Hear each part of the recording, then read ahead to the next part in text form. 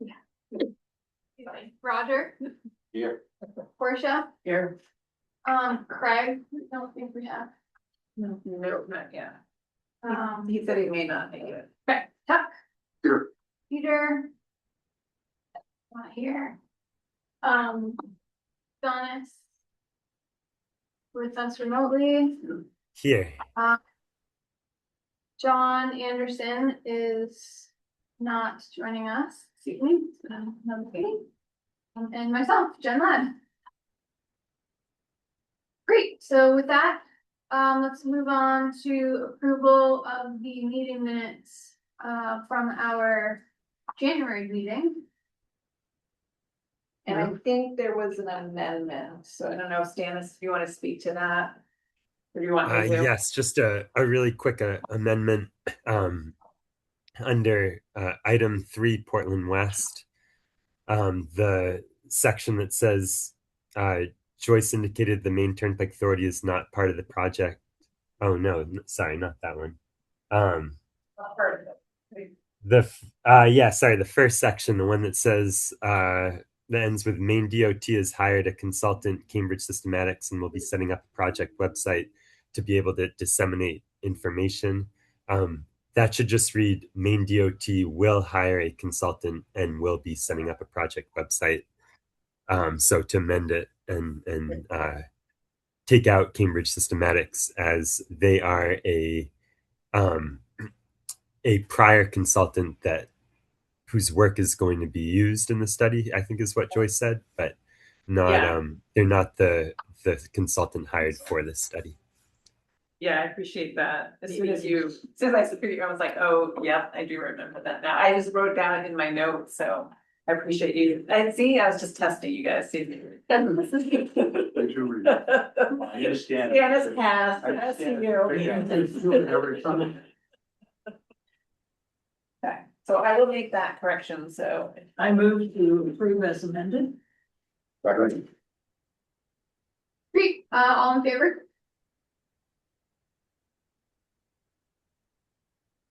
Everybody, fabulous. Thank you. Okay, moving on to item 3, which is a discussion on the East Grand Avenue Complete Streets project. Yes, so I am gonna pull up a presentation.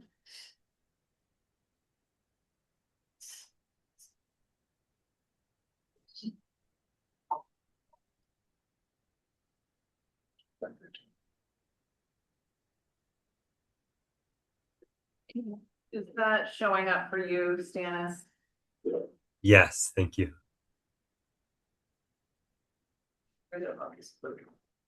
Yes, where is that? Where is East Grand? Like at the end of Pine Point Road and then towards. Oh, closer to the, yes. Oh. That's the street that Sue owns, right? Okay, so we had a virtual public meeting on February 10th. And I do have some comments that we received from that, as well as from email and there is a portal on the project page on our website. So I'm gonna go through it. Unfortunately, we had technical difficulties that night and it was not recorded. So I'm gonna go through the exact same presentation tonight. And when I get to the end of that, like I said, I'll go through some of the questions. But Sue Hamill is here who had some questions too, so I'm glad we can kind of have a back and forth conversation around those. So if I miss something, we'll have a conversation around that, but wanted to make sure you all heard this is being recorded, so we'll be able to share this out also.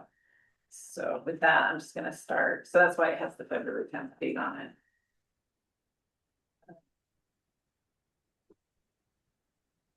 So the scope of this project is from the left side of the screen is the old Orchard Town line.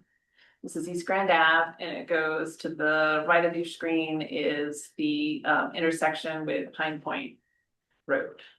So that is the scope of the project. This is a complete streets project. And so looking at the purpose, we go back to really looking at this as a multimodal facility, trying to meet the needs of all the community members and looking at roadway users, including pedestrians, cyclists, motorists, and transit. And then as we are going through and reconstructing the roadway, trying to address some of the drainage issues, realistically, as we found in the vulnerability assessment, there's not a whole lot that we can do with, kind of getting more positive drainage. And then with this right away is so tight that raising the road, which is technically what we should be looking at, it would have huge impacts to every single property owner on this stretch. So what we looked at was just improving the infrastructure that's there, replacing old and aging infrastructure, and adding some additional infrastructure in there for some drainage. So the prior public engagement, there's a little bit of overview, where we had gone through, presented a few concepts and tried to get some feedback. We met down at Pine Point at the fire station. We had got through some of those. We got actually a lot of good feedback from the residents and came up with actually an alternative that was not even on the boards, which is helpful. And I think many of you were probably there. That was a couple summers ago now, or we're dating back a little ways.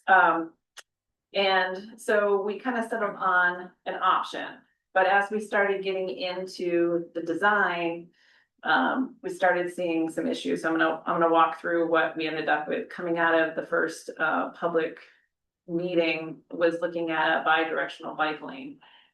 So the bi-directional bike lane on the left, just to picture this, the beach would be on the left side, and so the marsh would be on the right. And looking at it and trying to accommodate the bikes, we still have on-street parking, and then still a 6-foot shoulder on the non-beach side, which is, I think right now is probably 5 or less, but that's foot wide sidewalk, so it's on the same side. So we did hear some concerns about when we started rolling out through the design. There was safety of cyclists, including like how we're gonna work with a barrier, how that would impact drainage and plowing. There was safety concerns about cyclists going against traffic on that side. And the limitations that even with a barrier, is it still safe? There was a lot of sight distance constraints on the streets coming out of the beach side of East Grand Ave.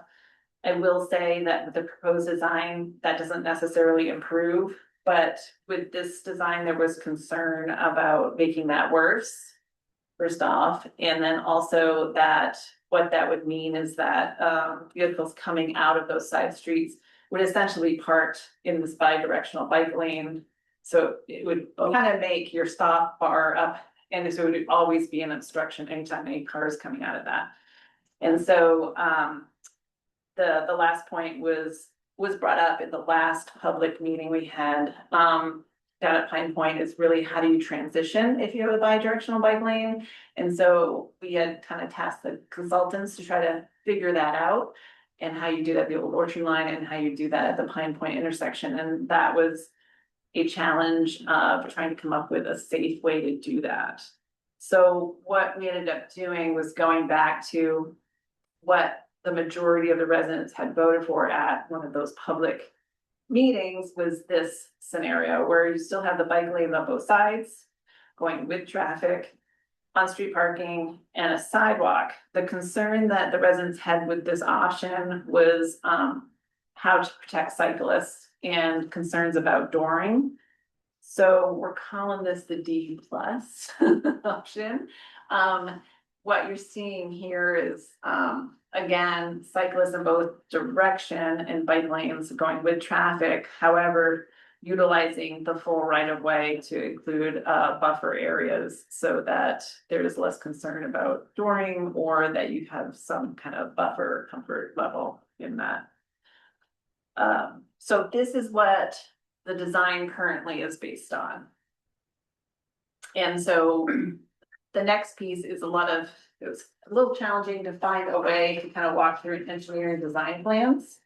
So what I've done is broken them up into the sheets by segments, and so trying to get so people can understand where they are along the corridor. So there'll be 5 sections, and I'll try to walk through each of these one at a time.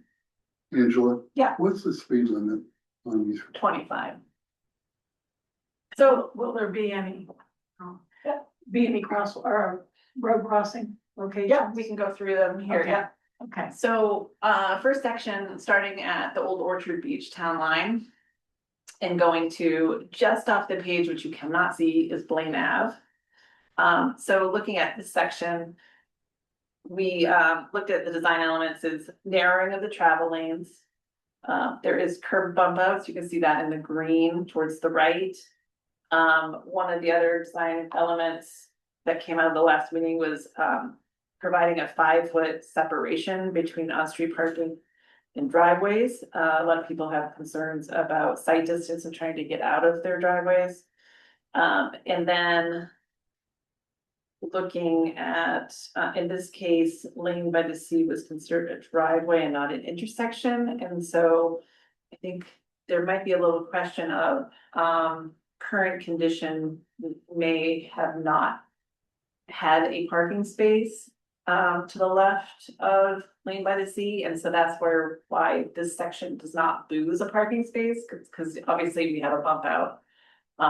And so that might be a question we need to look at closer to see if that actually meets the criteria that works. The bike lanes going into Old Orchard are consistent. They do have a paved shoulder, yeah, Okay, but there's bike And then lanes, accommodations on either side yeah, you see the going arrows into there. Old Orchard. from there, south. there is, yes, there's some paved shoulder. Okay, I wouldn't call it a bike lane, I'm Okay. not sure what they Yeah. call it, yeah. So the next section is, as I said, from Lane Ave to just off the page is Bay Street. So this is where we get into the first crosswalk. 11th Street is an existing crosswalk.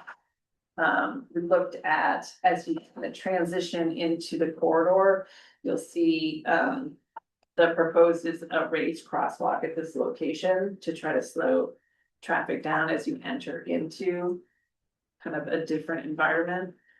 And this section, because of the 2 crosswalks, the other one being at 9th Street, does mean that parking starts to come into effect, and looking at what we might lose for on-street parking. And so this shows 3, because there is a federal estate guidance that requires that parking, on-street parking can't be 20 feet from a crosswalk. So when you add a crosswalk, that is gonna impact the on-street parking. So that's why in this scenario, there is a loss of 3 in this location. The next section is from Bay Street to Pine Street. Again, looking at where the crosswalk is at Sea Rose Lane. We end up losing 1 parking stall through this this layout in this area. And then from Pine to Oak, this is where gets a little tricky trying to figure out the crosswalks in that location. And trying to make that obviously having it perpendicular to the center line is the ideal situation, but because of how Dover and lining up with driveways, it gets a little tricky. So I think that could be a question that we might want to discuss. And then the next one being Granite Street, which is the first crosswalk if you're coming in from Pine Point Road. That would be is proposed in this scenario as also a raised crosswalk. So again, having those on either end of the corridor as you're coming into this kind of community or beach feel and on-street parking scenario. The final section is Oak Street, which is just off the page, so you do not see it. and Pine Point Road. So this again shows a loss of one parking space. And then we transition the bike lane back into on-road. That's with the green. I should mention that too. We showed it in the cross section. The green paint is really designating where the bikes go and kind of highlights that this is their space. And that you would expect to see a bike usually, like, I don't know if you've seen that through Portland. Portland does that a lot, with green paint showing that, you know, you could expect a bike in this area. So you still got bike access from Pine Point Road coming around the curve. Yes, there is a paved shoulder, so it's narrow. It's more like it's really bikes are in the travel. So the green is really bikes coming from Pine Point Beach area. It would be, yes, Okay, yeah, just you're to right. understand. Yeah, you're right. So just to kind of summarize, what this design kind of entails is the narrowing of the travel lanes, tightening those up so that usually is one measure for traffic calming. Providing the buffering to the bike lanes. There's the curb bump outs, the crosswalks, where the on-street parking is available, so someone at those crosswalks are not standing behind parked cars. That was also a concern we heard, that you're kind of out at the end of that curb, so you can see as cars are approaching. We talked about 5-foot minimum spacing between on-street parking and driveways. I know that was something we heard a lot at the last meeting, is wanting more separation, but I think we're trying to find a balance that would keep as much parking intact as possible. And also, so we looked at other communities, what other communities are using. Portland has a 5-foot minimum spacing, and I believe there's a few others in the region, but it's not a requirement like the crosswalk spacing, which again is that 20 feet. That's a state or federal requirement. There isn't really anything from driveways. You can do it a parked car right up to a driveway. There's no kind of design standard around that. This is just kind of a rule of thumb that we're finding, say, from other communities. And then we looked at the additional crosswalk at 9th Street, which increased the number. We raised the crosswalks on either end of the corridor, and that leaves a total loss of 10 spaces along that corridor. I have some questions that came that I wanted to go through.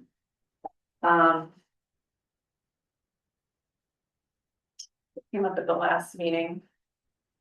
One of the questions asked really about the timeline.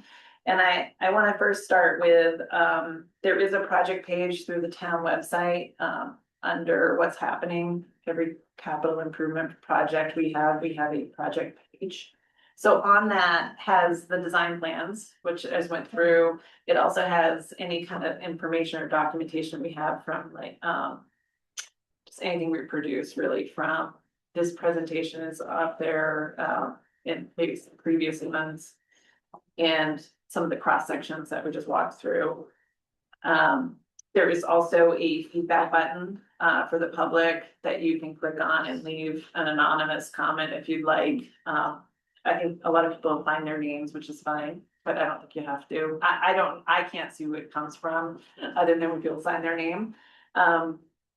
But on there too is kind of a timeline, and so we're hoping to kind of look at public comments through this transportation committee that can kind of walk through with you as far as timing goes. The consultants are poised to finalize the design and make kind of any changes that need to happen. I know our March agenda is full. I would say more than full, so I don't know if the committee wants it to come back, it would probably have to be April. And But the goal was really to get this on, in front of council for the FY 27 capital improvement budget. That is gonna be part of the Public Works Department CIPs for construction. I have given, Public Works the estimate that we're receiving from what you see. And if we wanna make changes, we can always do a contingency in that. I don't think it should hold up us moving forward with the funding request, I guess I should say. It doesn't mean that we can't spend more time, I think, with the plans, because technically, if we did get funding through council, that money is available on July 1st, but realistically, no work would happen in this community for a construction project until the fall. We would try to work around the seasonal activity out there, and so I think we have the time to get it right and work on this. I just want to caution that at some point we have to try to get to, this is the plan, in order for us to bid it out and actually get good pricing. So the hope be that it would start next fall? It could start next fall, or maybe more realistically in the spring of Okay. 27, I could see. It depends on, how comfortable everybody feels with the plans. But that's why I would still want to probably put in the CIP request or have Public Works do that and try to keep moving forward, because we are getting some funding from PACS. We through their urban partnership initiative is doing some of the, so there is some offset funds coming from PACS and GTCO. We did hear at the virtual meeting, the beginning of February, a few residents that were concerned with the loss of the 10 parking spaces in the design. And since there is limited opportunity to park and access the beach. And so the question was, what is the reasoning for this? And will paid parking be part of the future consideration for the street? So. And don't forget transport, bus service too, because we're looking at how we can maybe incorporate the beaches and Mhm. metro, so. I think that'll be delayed though, so it won't be immediate, right? So But that'll. that's a response to that issue. Yeah. So basically you have residents of people who are living down there. They're concerned about the driveways and some space between parked cars and the driveway. Yes, And then you have others who don't want to lose the parking spaces. yes. Okay, so maybe they should get together and discuss this. Well, I think that's where you come in.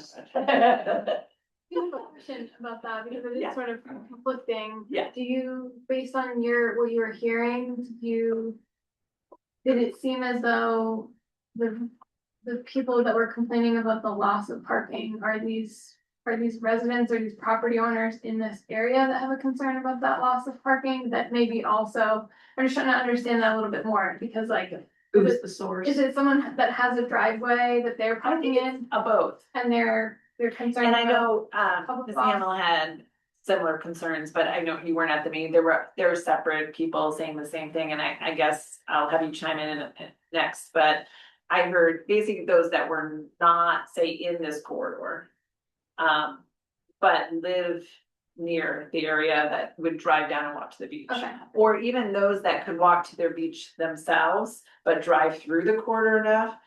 To what I heard from one of the residents is that they're concerned about those that live along the corridor. Getting up early in the morning and parking their vehicles out.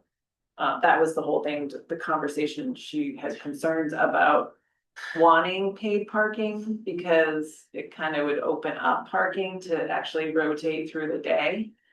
So which this project, that's why I was like, it's almost like the third rail for me. That's not what we're doing. Sure. I think That's you a could- whole council You could always discussion. paid parking later, Yes, if it's parking Right. or not parking, that's kind of the bigger issue. and that's not this group. Yeah. Avenue to look at, that is council action, yeah. There are 2 hour limits parking now. Is it open? It's very Is common. it ever there, or it's ever long as they want? Yeah, so that was not part of the concern. So like I said, it's a little nuanced. There's a lot of things going on, and so I think you hear from a variety of people with different opinions. So I don't know if you want to jump in. Yeah, it's one of the only, it's really the only free place to park. Yeah. And get to go to the beach. So, I do know of people who drive down and park their car and go home. I mean, they get a ride home or they walk home. And then they'll come back and go to the beach. And so that now their car is there. So when they're finally to the, it's These are people who don't live there, correct. they might live. They might have their bike. But the clock. Well, but, Yeah. I That's mean, actually, that's like But the whole point of this project, and I think it's a really great, it's a really great example that, you know, we could potentially spin that around and be like, "Oh, this is perfect for you, this is what this project is for, is to encourage people. but I mean, there's, I think 76 or 77 spaces right now. So this takes 10 away. And, for me, it seems like the number of crosswalks. So you have all these little streets. And depending on where you park on East Grand Avenue, you might not be near a crosswalk. Well, most people are not going to walk along East Grand Avenue to the crosswalk and then cross. Because there are enough gaps in the traffic during the day that it really isn't a problem. Yeah, plus that's the habit right now. Yeah, yeah, and I think that the only two places that I see would make sense to have a crosswalk would be the one at 11th Street, because it's the first. There's a long distance with no beach access, where there's like Lane by the Sea, like there's a whole bunch of houses. And they've got to walk over to 11th Street to get a public place to the beach, a public walk to the beach. And then in the other end, we need, that would be the other place to have a raised traffic calming kind of crosswalk where, let's say I live on Bay Street and if there's a meeting at the fire station and so I walk on the sidewalk till I get pretty close to that crazy rotary. And now at the rotary, I just don't want to deal with that. So I'm gonna cross right there, like before the rotary and walk on the part where there is no sidewalk to get over to the fire station.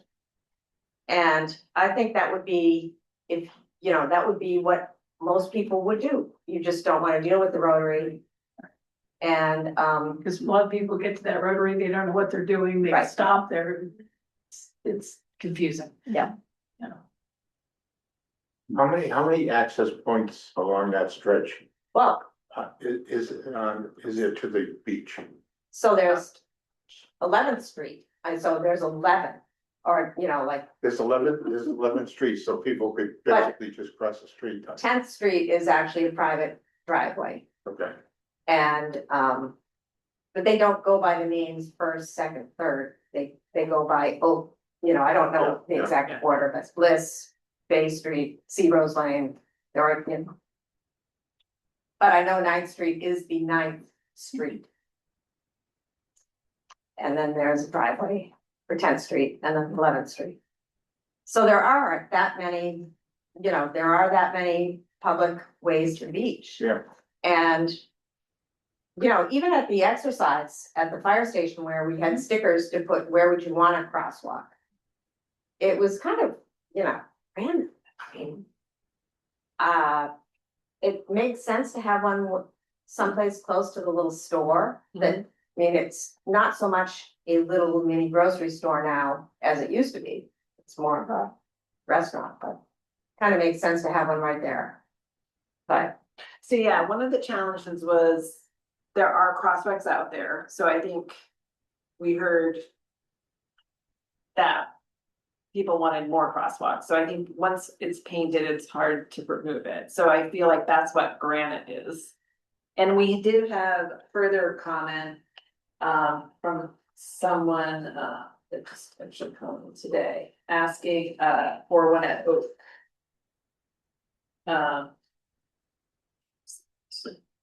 saying that many residents on Oak Point Road block, that is, crosswalk is needed at Oak Street.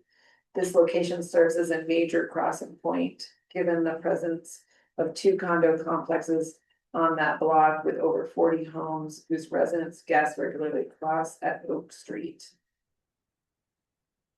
So, And says the same. oh. Uh, So just throwing that out there, and so I agree that I'm not a fan of putting crosswalks in just to put a crosswalk in, because I feel like it's actually in many cases less safe if people feel they're safe in an unsafe situation. Whereas to your point, like you're actually crossing at probably, as you described it, near this intersection, are more cautious crossing without, if I put a painted crosswalk, I'd be afraid people are like stepping out where there's confusion, right? So I did ask the consultants to look at the transition, because I think it is a very good point of the sidewalk ends at Pine Point. There is a crosswalk you can see up where it says Pine. For people coming down Pine Point Road, and they can cross through the intersection, but no one's going all the way up there and over. So it could be, it would be, we do have survey through there. It could be something that, we look at expanding the scope to try to get people over to that, King Street. There is a King Street crosswalk. And also this kind of, I call the ramp coming off Pine Point onto East Grand Ave. We are petitioning with DOT to look at maybe making that a stop. So if that's a stop sign, and it's more safe for pedestrians to cross. Because right now it's not, it's just go here. So how many, you want to get Stan? Yeah, go ahead, sounds. I don't know if you're ready. Okay, do Hi, thanks you guys. First just want to say my perspective is coming from someone who uses those parking spaces to access Pine Point. I'm a surfer. I know a lot of surfers really value these parking spaces for the convenient access to the beach. So because that's been such a long-standing part of this community, I personally favor keeping as many as we can. With regards to the crosswalks, it seems like we have some bump outs that aren't necessarily that don't have a crosswalk currently, but could potentially have a crosswalk without taking any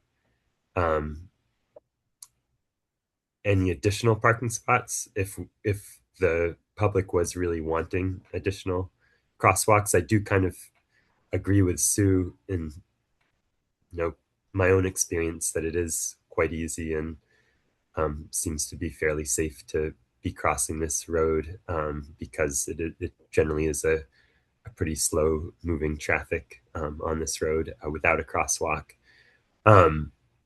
But for example, Angela, you said there was a desire for Oak Street. And you also mentioned that the Dover Street crosswalk is kind of problematic because it has to be at that slant.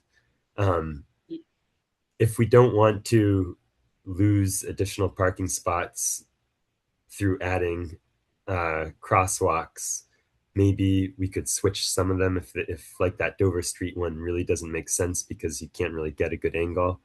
And there is that community desire for one at Oak Street. You can maybe take away the Dover Street, add a parking spot there, and you do lose maybe one parking spot trying to get a crosswalk at Oak Street. And then also to just Street, just because it's just that much sooner that you have, say, a raised crosswalk that you're entering the corridor. Because it is, I mean, this whole gap you're seeing here, there's nothing. That's why the bump outs are important, I think, along this section. But then right off the page, you get to Oak Street. So I think that might be a good scenario, is moving Dover to Oak. I'm looking to that. And then the other Oh. one, like Sue had mentioned, do you have any comments around Ninth? That's not an existing one, so I just wanna throw that out to the group too. Your thoughts on that? That was one of the consultants added that one. Can you flip back to that? Yeah.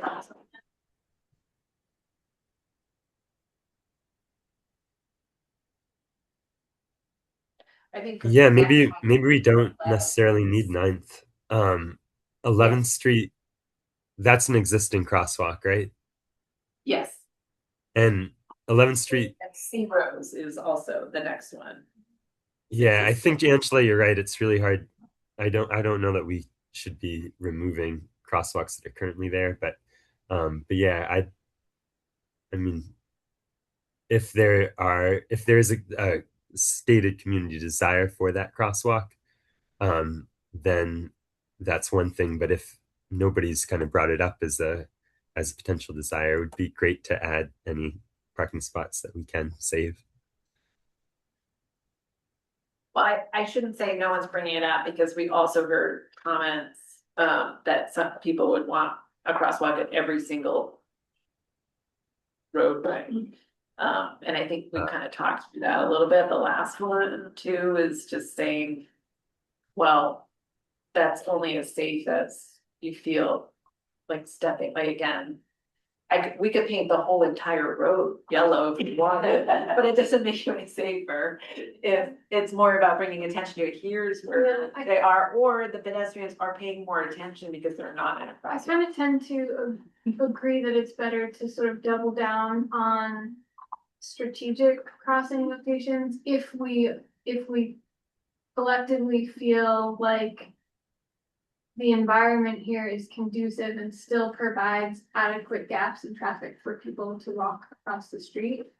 From these sort of like long stretches of parking, if they want to go to 9th Street or one of the other side streets. But I do think that it's important to sort of reinforce maybe the crossings that are there or those that we feel really strongly about adding for the sole purpose of accessibility. You and I we can easily walk across the street and we have that cognitive ability and all of those things, but there are folks who cannot do that, and it is this town is required by federal law to provide those accessible crossings in a way that doesn't, that we should really be comfortable with the fact that those are there and that they will be not just functional, but actually really safe crossing. So if someone is uncomfortable, I don't know, if you have 2 toddlers and beach stuff for the day, maybe taking your chances, crossing to 9th Street without a crosswalk doesn't feel comfortable, that's fine. There's this other option for you that you recognize as a safe crossing. It's raised, it has more than minimum offsets to it from parking, and the visibility to it is good. And that's not to say, for folks with any other sorts of physical disabilities or anything like that. So I could see like this 9th Street crossing as proposed,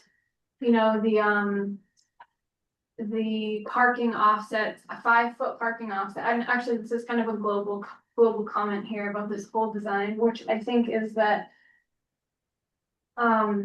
having designed things like this myself, I feel very comfortable making this comment, but all the books say 5-foot offset from driveway to on-street parking, 10 or 20 feet to an intersection or to a crosswalk.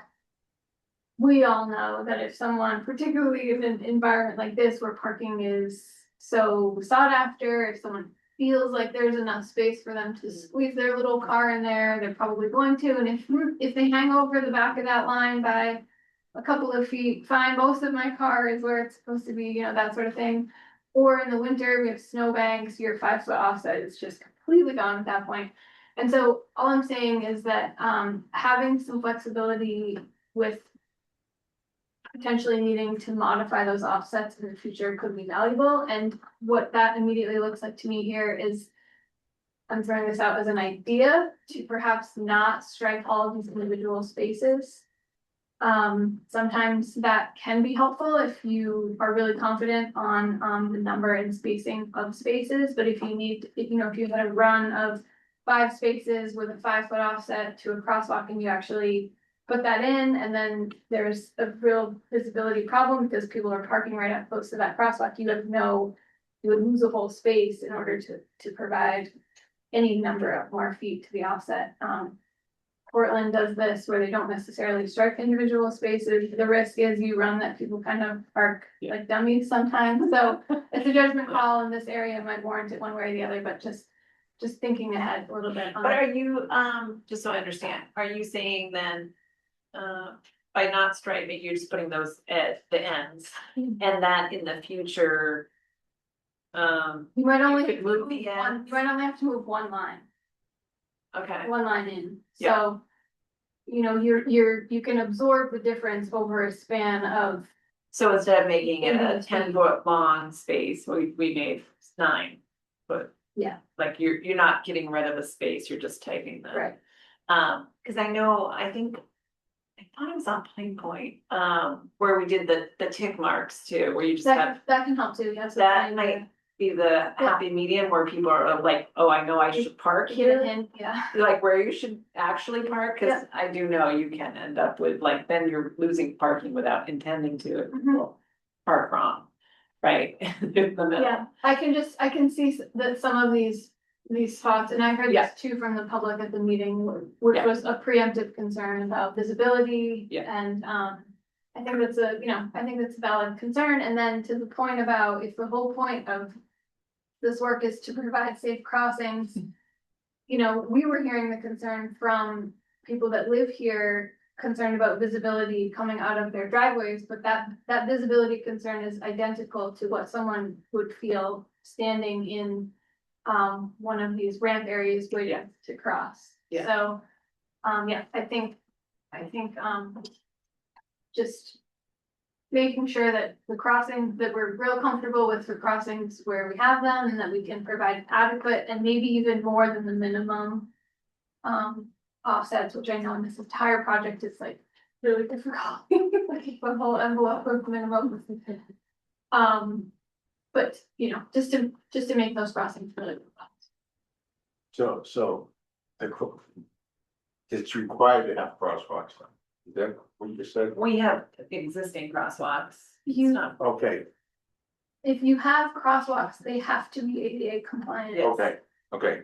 Is there a minimum required for this stretch, for a certain stretch of road or? I don't believe so, because they're not technically tying into any sort of pedestrian facility on the other side. And yes, in terms of, I'm not saying that this is good design, but in terms of the requirements of the federal. The federal requirements, if you have a crosswalk, shall meet, you know, the following criteria. If you don't have a crosswalk, that's a different situation. Okay, so we could keep the existing one if we want as an option and not create any new crosswalks. And just make sure the existing ones. meet Although the that's not what we've heard from the We public. could, I think that would meet federal ADA requirements. I don't think that would meet, what we've heard from. But I think I hear Yeah. also that you don't need crosswalks. Well, and I mean, my preference would be not to have it, but I understand, I completely understand.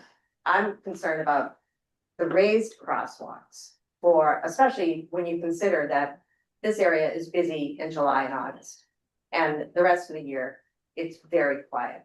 And to have to deal with these speed bumps for the rest of the year is just not something I'm looking forward to at all. Do you think in the off season, so not July and August, people adhere to the 25 mph? Absolutely not. But there's not a lot of pedestrians. I mean, they're just plain aren't. People are, going to, I don't even see any, the bus doesn't even come down, the school bus. And right now, there is no transportation. I mean, in the summer, we have the Dailies bus that goes around, the shuttle. I just, I think that there are no speed bumps on that stretch of Old Orchard. And, yes, in the summertime, there's a lot of nuisance traffic, especially with, now that they rent scooters and golf carts. It's, Are there seasonal, bumper thing? No. well, there are none that I'm aware of, and I drive it, like all the time. And They're it's not out there now. Are you asking if they're out there now? Are there, in the summer, are there speed bumps? I don't think there are any out there now. There are products like that But by narrowing the travel lanes, you're gonna contain the speed a little bit too. Hopefully. Yeah, that's true. Sonis, go ahead. I'm sorry, actually, Sue, were you? I just wanted to clarify, Angela, how raised are these crosswalks? Are they like actual speed bumps or are they just slightly raised? No, it's a speed table, so we have one on Maple Ave, if you guys wanna go out and take a look at it, I believe it's 4 inches. So it ramps up, so basically your vehicle would go up the 4 inches, you'd go across your whole vehicle and then drop down, so it's wide enough, so your kind of vehicle sets up on it. So they're designed for 25-mile-an-hour Yes. speed. I'll just say, Designed for 35 or under. okay, that's what Jen said about, like, for me, I was thinking, no, I have no problem dashing across the street, but yeah, if you're elderly or if you're, your mobility is more impaired, I think there are, especially in the summer, quite a lot of people that might fit that category. That I can understand why a crosswalk is a necessity for that demographic. So thank you, Jen, for that. I mean, I defer, of course, to the community, but my perspective would be that the raised crosswalks, in that it can make sure cars aren't going over 35 miles per hour, is probably a good thing, even in the off season. I think this street seems to be the type of street that that we would want to discourage speeds over that, no matter whether or not there are pedestrians there or not. Where is the other raised? It's on either end, so right now we're looking at Granite, cause it was the first one coming in to the quarter from Pine Point. If what I'm hearing from the group is if we wanna move Dover and put it at Oak, So Oak would be the raised. that would be the race, yeah. Or that's what would be my recommendation. I've been so on having it in the Maple, middle. it's not a big deal, but. I also want to go 40 miles an hour. That speed limit is 20 miles an hour.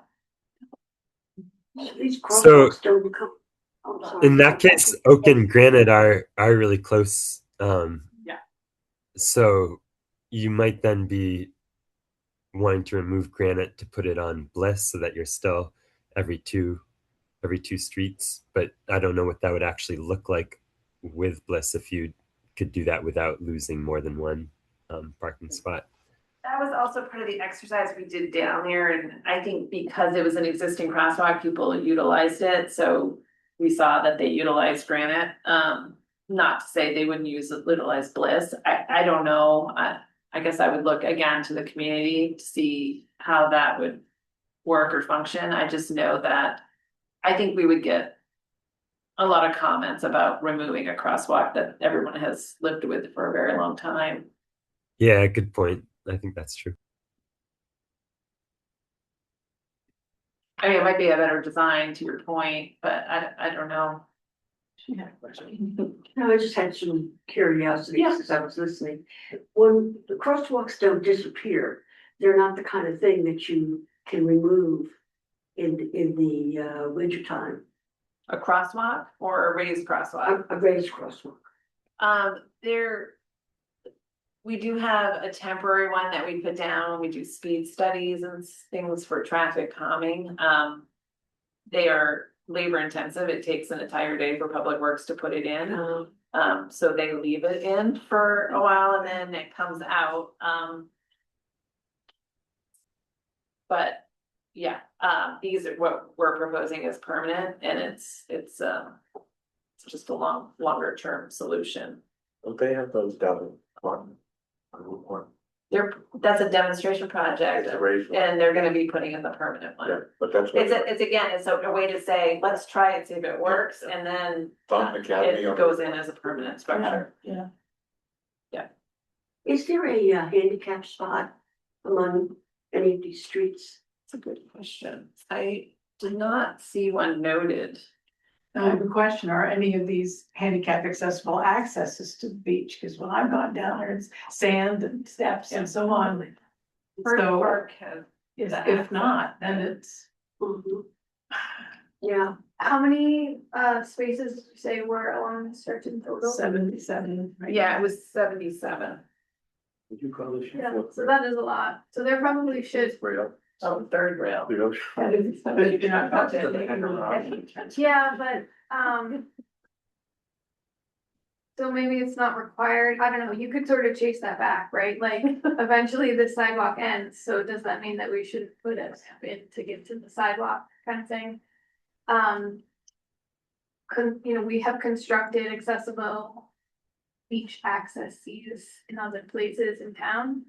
And so they may not exist there now, but certainly, there is great guidance on how to accommodate accessible parking spaces on street. And as part of a project of this scale, it does seem like it's a great comment, something that should be, considered. Or at least marking And for they should future. be- They should be located next to, probably at one, you locate them typically at the end of a run of parking closest to a ramp or a crosswalk. where's the bike rack gonna be? I don't know if there's any of the access points to the No. beach. Cause I don't think anyone's parking their bike up here. They would be where they're heading to the beach. I don't know if community services puts any out at the end of those No. dead end streets, no. There is at Herd Park. Bike racks, People just take their bikes down to the beach. or maybe chain it to a post or Yeah, something. yeah, that's, Well, there's bike racks down by the main parking.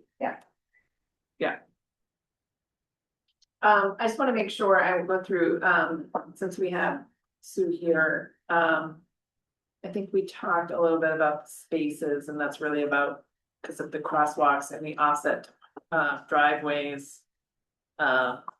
Talked about the raised crosswalks.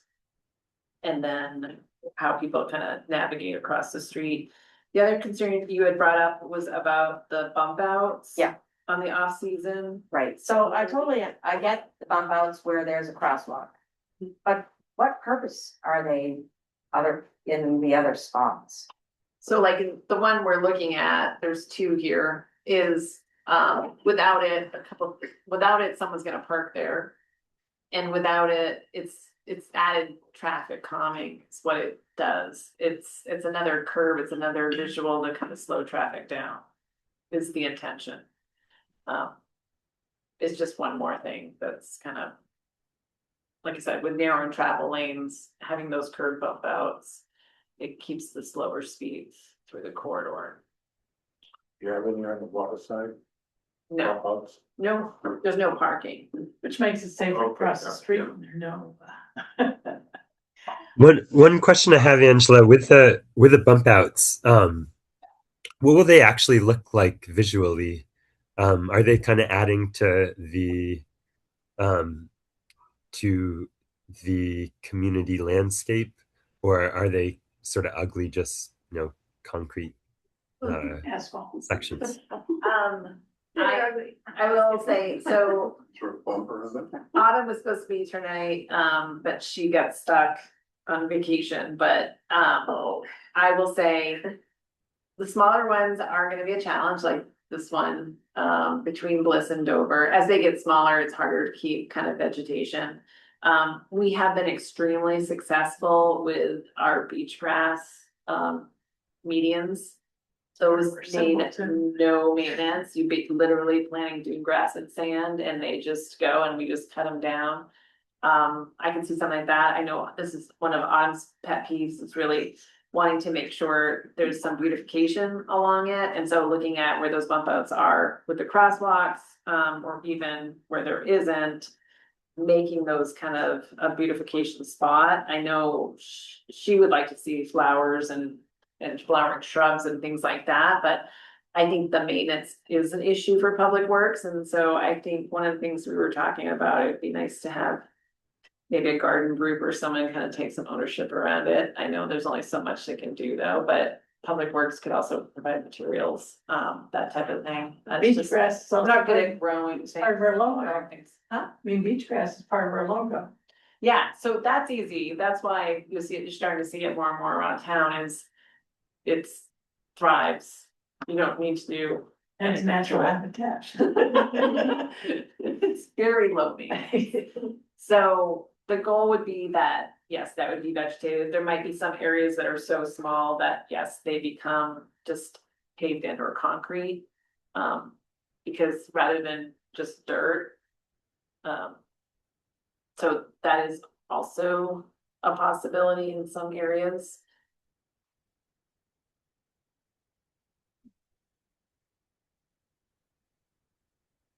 I mean, if you look at, like, say, we're in Dover, if we were keeping that one, by the time you get the ramp, the actual ADA ramp, because you're coming across and then it has the flared sides, there's really nothing left of that bump out. It's gonna be paved around it or concrete. Yeah. Just because there's no more Even space. smaller parts of like the one on, like to the right of the ramp on, Yeah. Granite Street. Yeah. One thing I wanna, there are a couple of spaces currently that are business parking only. Mhm. And like one goes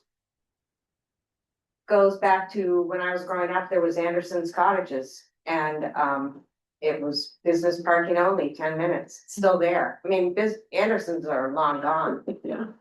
but they still have that spot. So can I give you I'll take a walk along there and just let you know which ones are really not valid. Repurpose some. So I should point out, so the other thing after our meetings, listening to residents talk about, really a concern about who is parking in those on-street parking spaces too, like larger vehicles or like Sprinter vans or things like that, they just big vehicles they could not see around. So, we are presenting to the ordinance committee some changes to our traffic ordinance, in March. I think they moved it to March. Yeah, it's usually on a Thursday, so I think it's the first Thursday of the month.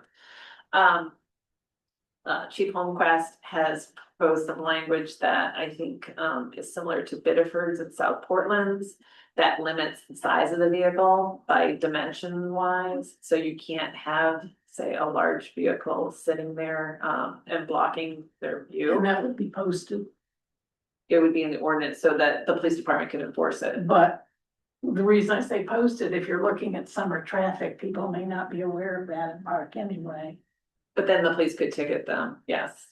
But yes, it could be signed. I don't know how we'd sign it, but Yeah. yeah, we could. I'd have to create what that sign looks like. But at least to give fair notice to Yeah. people.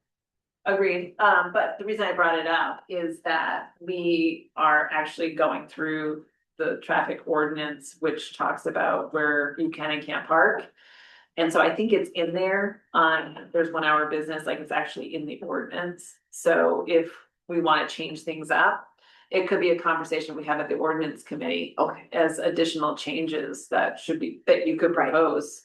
If you get 2 or 3 spaces out of that, Yeah, it starts to remediate the yeah, I just don't know spaces lost. anything about, like, is there other businesses that use it or anything like that? No? I mean, what, if you were the owner, why would you, of the property, why would you ever? Because you've got a space, Oh, you know, gotcha. you have your space forever. Yeah.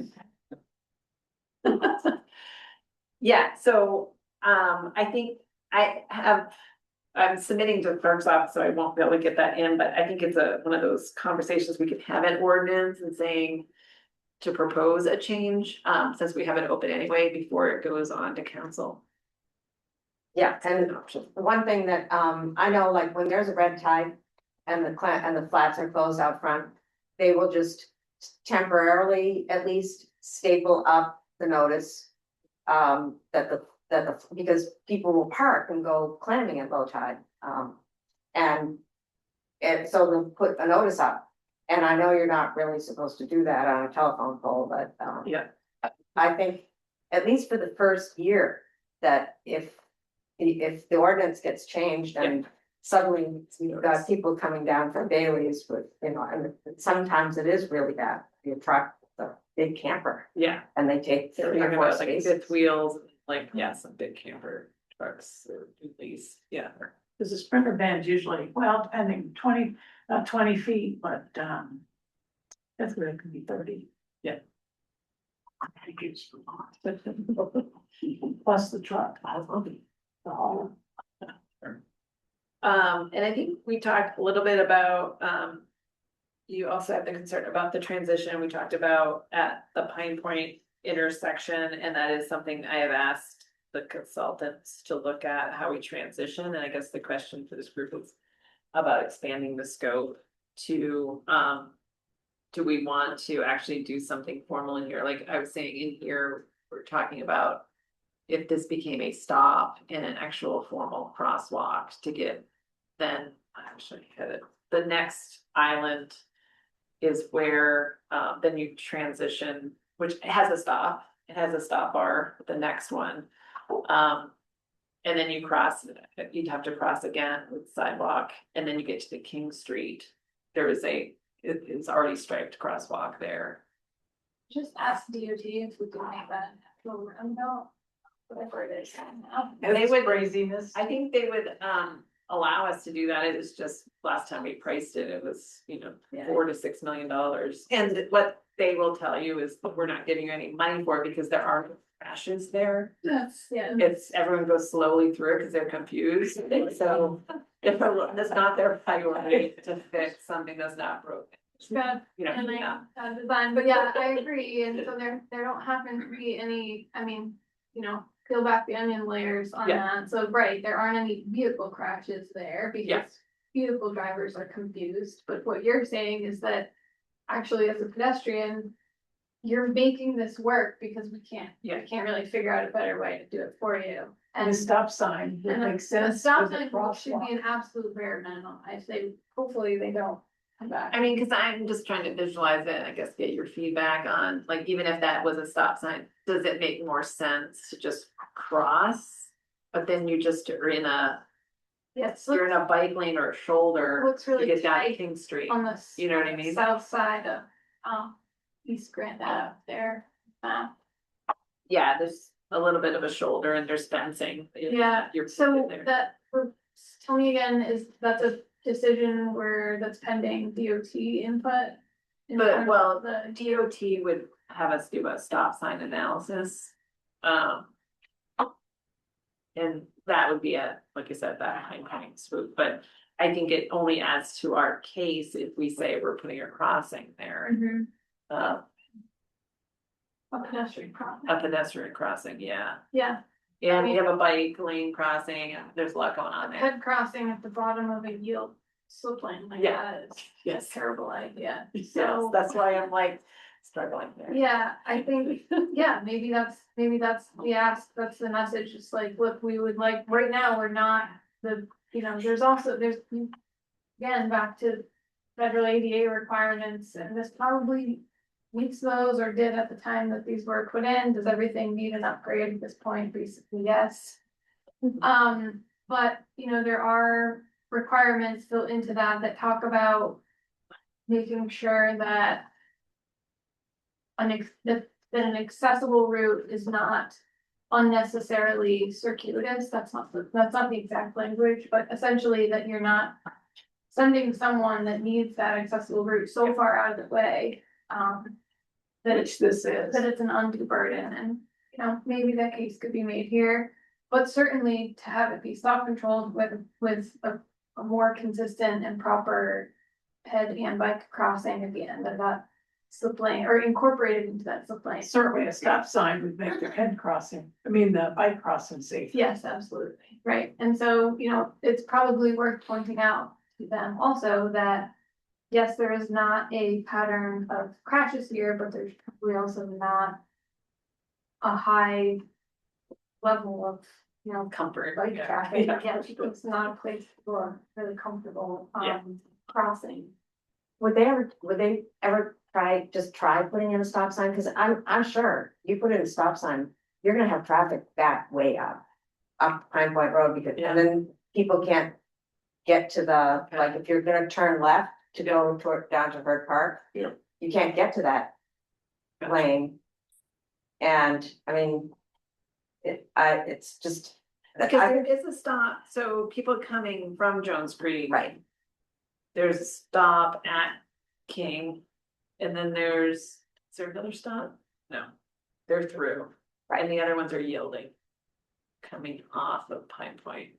and we've talked for years about painting the roadway with yield, you know. Yes, I thought Public Works said they had. I thought that had happened, or they were putting up bigger yield signs and that kind of thing, yeah. That's why but to Jen's point, I do have a hard time throwing a pedestrian in the middle of a yield. Situation, No, so, it would be better to not have anything. right, To do that. that's what I'm thinking. Yes, I just keep wondering, have there been any serious accidents recently? I mean, did someone, I thought maybe something, you know, they had become more dangerous and people were getting hurt. No, it's just, with us looking at the corridor and trying to redesign it or reconstruct it, this is the time to fix any of the issues that we might have out there, so we're trying to basically kick the tires and see if there's anything else we need to address. Good idea. I did there are a couple more comments, that I just wanna bring up, at the last meeting, we had someone ask about, with the relocation of the sidewalk. To accommodate the proposed improvements, will the utility poles be in the middle of the sidewalk, or how is that happening? And, so the coordination with the utility companies have already begun, and so when we do a roadway project, CMP and, the other utilities are in our right of way with our permission, so it's still our right of way. So when we do a roadway project like this, we basically try to coordinate with them and tell them you need to move your pole. And so what would end up happening is they would have to shift those poles. And in this design, it would be to right behind the curb line in order to maximize the width of the sidewalk. So essentially, you have a 1-foot pole just behind the sidewalk, and a 6-foot sidewalk leaves you 5 feet clearance around those. Rather than trying to push them out of the right of way or on someone's property, that was the spirit. So will this project go into, like, will you be taking some of what people think is their yard, which is, That's an interesting way to say it. So, we're not taking property. What people perceive as their property, I have reached out to. We did certified mailings, and then I've had at least telephone conversations with the property owners that, to your point, there's some patios or brick, you know what I mean, that are in actually the public right of way. And I was surprised because I thought that would, you know, in trying to work with those property owners, I've been pleasantly surprised with the responses that I have gotten to date have been people saying, yeah, we had the sidewalk ended and we were building a patio, and then we had this weird 5 feet in between, or 3 feet in between, and we didn't know what to do with it, so we just kind of bricked it in. So I think most knew. And it was like a patch of dirt or whatever, and so I think what I've also said is once we do have a final design. I'm hoping this spring, I've indicated that we'll go out and stake out the back of that sidewalk. Because it's one thing to say, yeah, I know that's your property, but till you see like how close it is to their building and how much patio they're losing. That conversation might change, but we are trying to work around. Like there's some that are like a wall, and if it's 6 inches in the right of way, we're gonna probably try to work around that. So there might be couple little pinch points where you can see where we try to accommodate some of that. That's a bigger deal. But a lot of it seemed doable. And then, I did get an email, I don't know if it's a resident or not, but that said I would encourage reconsidering the placement of the bike lane so that it sits between the parked cars and the sidewalk rather than between the traffic and the parked cars, as this would provide greater protection for cyclists. And I know this came up at previous meetings, public meetings, and the concern with that specifically was that this is a beach community, and if you have on-street parking, if everyone's unloading coolers and beach chairs and toddlers. We've also got the bump outs. Yes, so you'd have a break in the bump out. I think we could figure out a way, but I think that would be a thing. But I think what we talked about was the obstructions that might cause in the bike lanes for cyclists that are just trying to get from point A to point B. We also heard from a couple of residents, I think, we're at the fire station, that they would have a harder time kind of navigating that, like trying to between a parked car and that curb edge. So maybe it's just the comfort level. I don't know, but that's Well, where at least- why at we least went with- the direction we did. Somebody in parking, if your bicycle lane is toward the traffic side, if somebody opens up the door, you've got a place to go. If they're opening up the door into the into the bike lane, and you're between a curb and the car, you don't have a place to go. You gotta stop or run into them or whatever. So you've got more continuity. Yeah, you on need, the you have outside. more room and you can increase the Right. buffer, I think, between those. It does make more sense. I will say also from experience, that type of facility is additionally challenged by the number of driveways that enter into it. True. And I think that is very much a matter of preference and comfort level. And so, people talk a lot about it being difficult to see, that parked cars are blocking their view of oncoming cars. Which you're pulling out of your driveway at 5 or 10 miles an hour, and you do have a clear line of sight to people riding. Whereas if the cars are parked against the curb, you actually, you still might have a difficult time seeing oncoming traffic, and you're gonna have a very difficult time seeing people in the bike lane, but it's very contentious. Yeah. The whole winter maintenance element to it that, can really kind of make or break a facility like that, I think. And I think what we heard, I'm not sure this is the location to guys out. Yeah. But it is a good point. You need more of a buffer, I think. I think Really do. with some additional width to work with, it becomes a little bit more relevant. Right, yeah, this is tight. Yeah, Sonus, go ahead. I just wanted to echo, be similar to what a lot of you guys have said. My preference to keep the bike lane on the street side, and to also add, I know Park Ave in Portland has a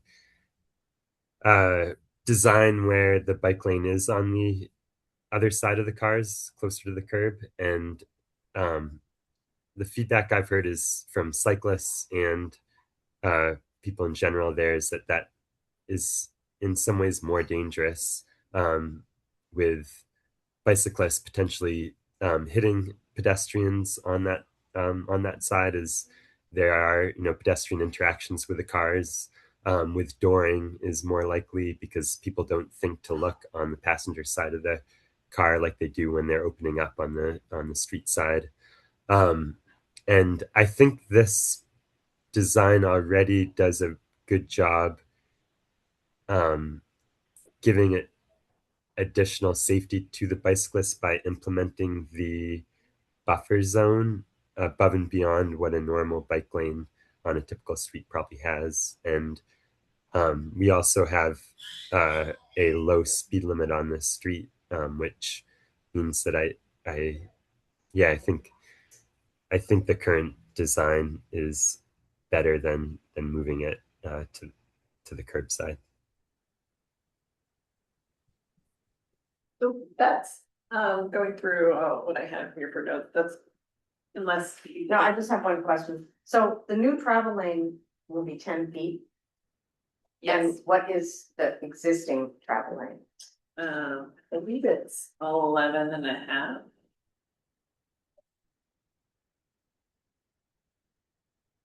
That was in our last presentation. Option.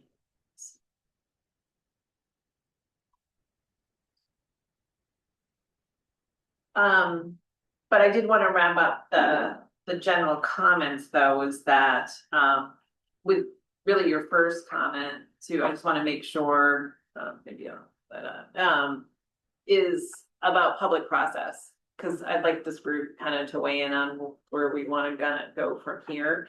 And I know there's concern that is there enough public process, a public opportunity to comment, and how that, what we need to kind of complete this project. Because I do need to give the consultant kind of a timeline and feedback, and here's the date certain, I'll have all comments, and here's what we want you to update and kind of be able to put that timeline into it. But I'm happy to kind of do whatever the group needs. If we need to come back, like I mentioned, March, transportation committee is probably more than full. We will be talking about the DOT's pilot program to look at reducing lanes across the marsh, which I think is probably would be a meeting all into itself. And on top of that, Metro is like, no, we need to get on because we need to show you our final product. So, and I have others that really want to get on that agenda also, which I think Cashel's waiting here too, and GP-Cog, because we would like to move forward with our complete streets guidance manual, which is again a meeting all itself. So my thought was, if we want to figure out a process and then it comes back to you guys in say April, I guess would be the soonest I could probably get it back to you guys. But I also want direction on what are we doing from now till April. Do you feel like you still have any outstanding questions or help or input needed based on public comments received like last meeting or by other means?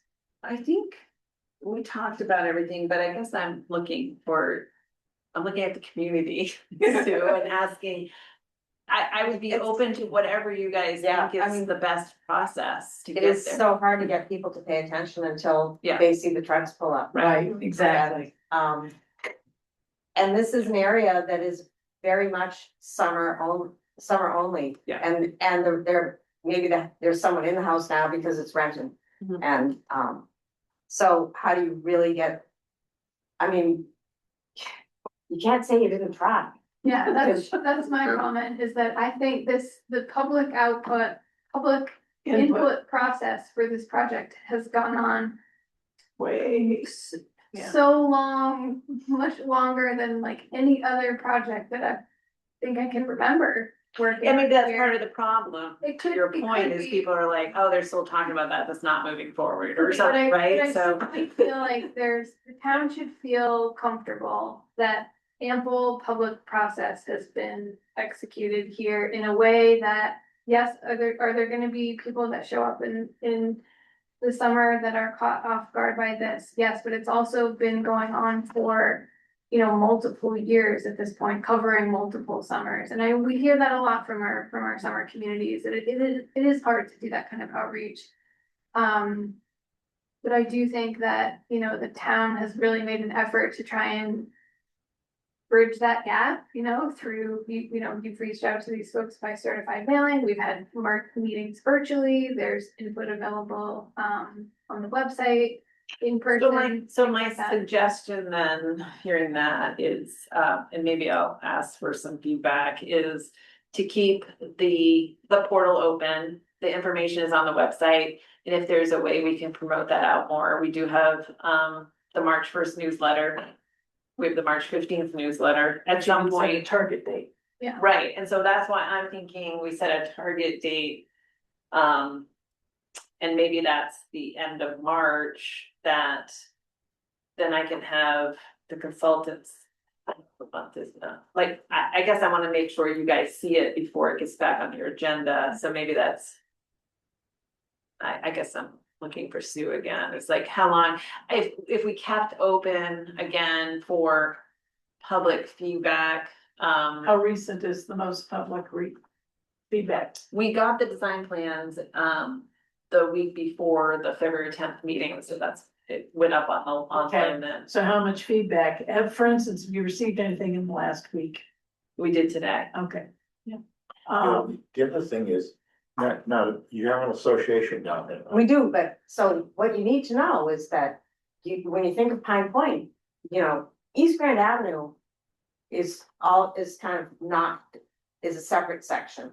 You got Pillsbury Shores and the Creek. Those were the two that's where that's where a lot of the association members live. Because that's more year-round people down there. Well, originally, the Creek was where all the Clammers and Lobstermen lived, that area, and then Pillsbury Shores got developed, that was strictly, originally summer. And the area from the Rotary to the Old Orchard line was primarily summer only. And over the years, a few houses have been winterized or rebuilt, and But don't you have like a newsletter that goes out and? we do, and And those people would get. a letter went those out, we probably- got a notification today that, one of the associates, just about this meeting tonight. Yeah, And, the one thing that I would say is, if what we're talking about, it sounds like the plan is pretty well finalized in terms of the lanes, the setup, the bike lanes. And comes down to a few things, like where the crosswalks are, we got a couple that we know are gonna be there. And then a couple that are, we're not quite sure. And then the new information was the raised crosswalks. I had never seen that before. I wasn't aware, because I'm picturing lots of boats and trailers, lots of RVs. And in summer, it's busy, and now we're dealing with these raised crosswalks. And, if you're a Clammer and you've got your boat on the back and you're trying to get down there to make the tide.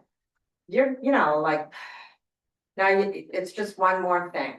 And one more thing in terms of, at one point, the parking lot down at the point got repaved. And they put in these meetings, kind of, so you can imagine, you're backing up with a trailer. And now there's a big obstruction that you don't see from, like that kind of stuff, like. We got one more thing to deal with. but the thing that strikes me, riding along the coast anywhere, whether it's down there or Kennebunkport or any place. Especially during the season, everybody drives slow, I think, because you're looking at everything. You're looking all around for everything, past, people on the sidewalks trying to cross the street, and you're looking at the ocean, you're looking at everything, I don't see people speeding to the point where you need speed bumps or along That's that, probably the only thing. that stretch, But our accidents increase in the summer, There's no act. but I mean, in the town, so it's not, I don't know. You if guys, it's you a matter have of different speeding. sections of town, Yeah. It's like down at Higgins Beach, you don't need speed bumps down at Higgins Beach either, I Not that think, there are any. I think if we went if that was what the group is going towards, removing, say, the raised crosswalks. I would ask that you look for an alternative, at the end of the corridors, each end of the corridor, just because. I think you still need to have a transition that you're coming into this slower speed area and a lot of pedestrians and also, Well, it's really too bad. it's gonna be kind of wide open. I know the whole point is we're putting striping, we're hoping everyone stays tight. But to the point of like, are people going around people into the bike lane or into the on-street parking? Or are they, you have a lot of pavement, if you have, even if the travel lanes are small, if you got a buffer, you got bike lanes. It might feel faster in that context. That's why the bump outs are really important. It's why it's important to have other things besides striping, right? And so that's the question is. I'm open to other options. I just want to say, Well, I think we should have something. To the point, maybe trying the temporary. But then it give wouldn't us be some part of the feedback. design. You mean this summer before the construction? Just try some temporary and just see what the feedback is. That would be the best way, honestly, because you get feedback, no doubt. Yeah. Yeah. You see Sue out there taking them. Yeah. I know that the raised side, crossings are safer.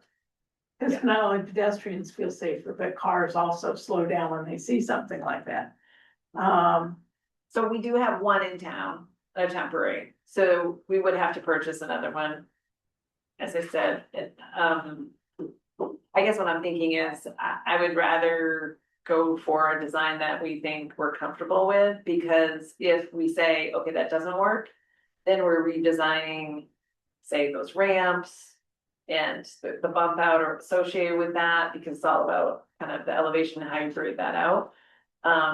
And that would be a redesign at that point, you know what I mean? So if we don't think that that's the way to go, then let's talk about it now and what else we would do. Aren't there like textured? I know that I've driven over textured crosswalks. Yeah. Oh, like Where- cobblestones? You can- Yeah, something that you are aware that it's. Yeah, you hear what I'm That's saying? usually a noise issue, yeah. Congress Street on Monterey Hill has some sections of cobblestones, you know? You can't use them for crosswalks, but you can use them for. It's an audible cue to drivers, depending on the material that you. So we can get feedback on that too. Sonis, go ahead.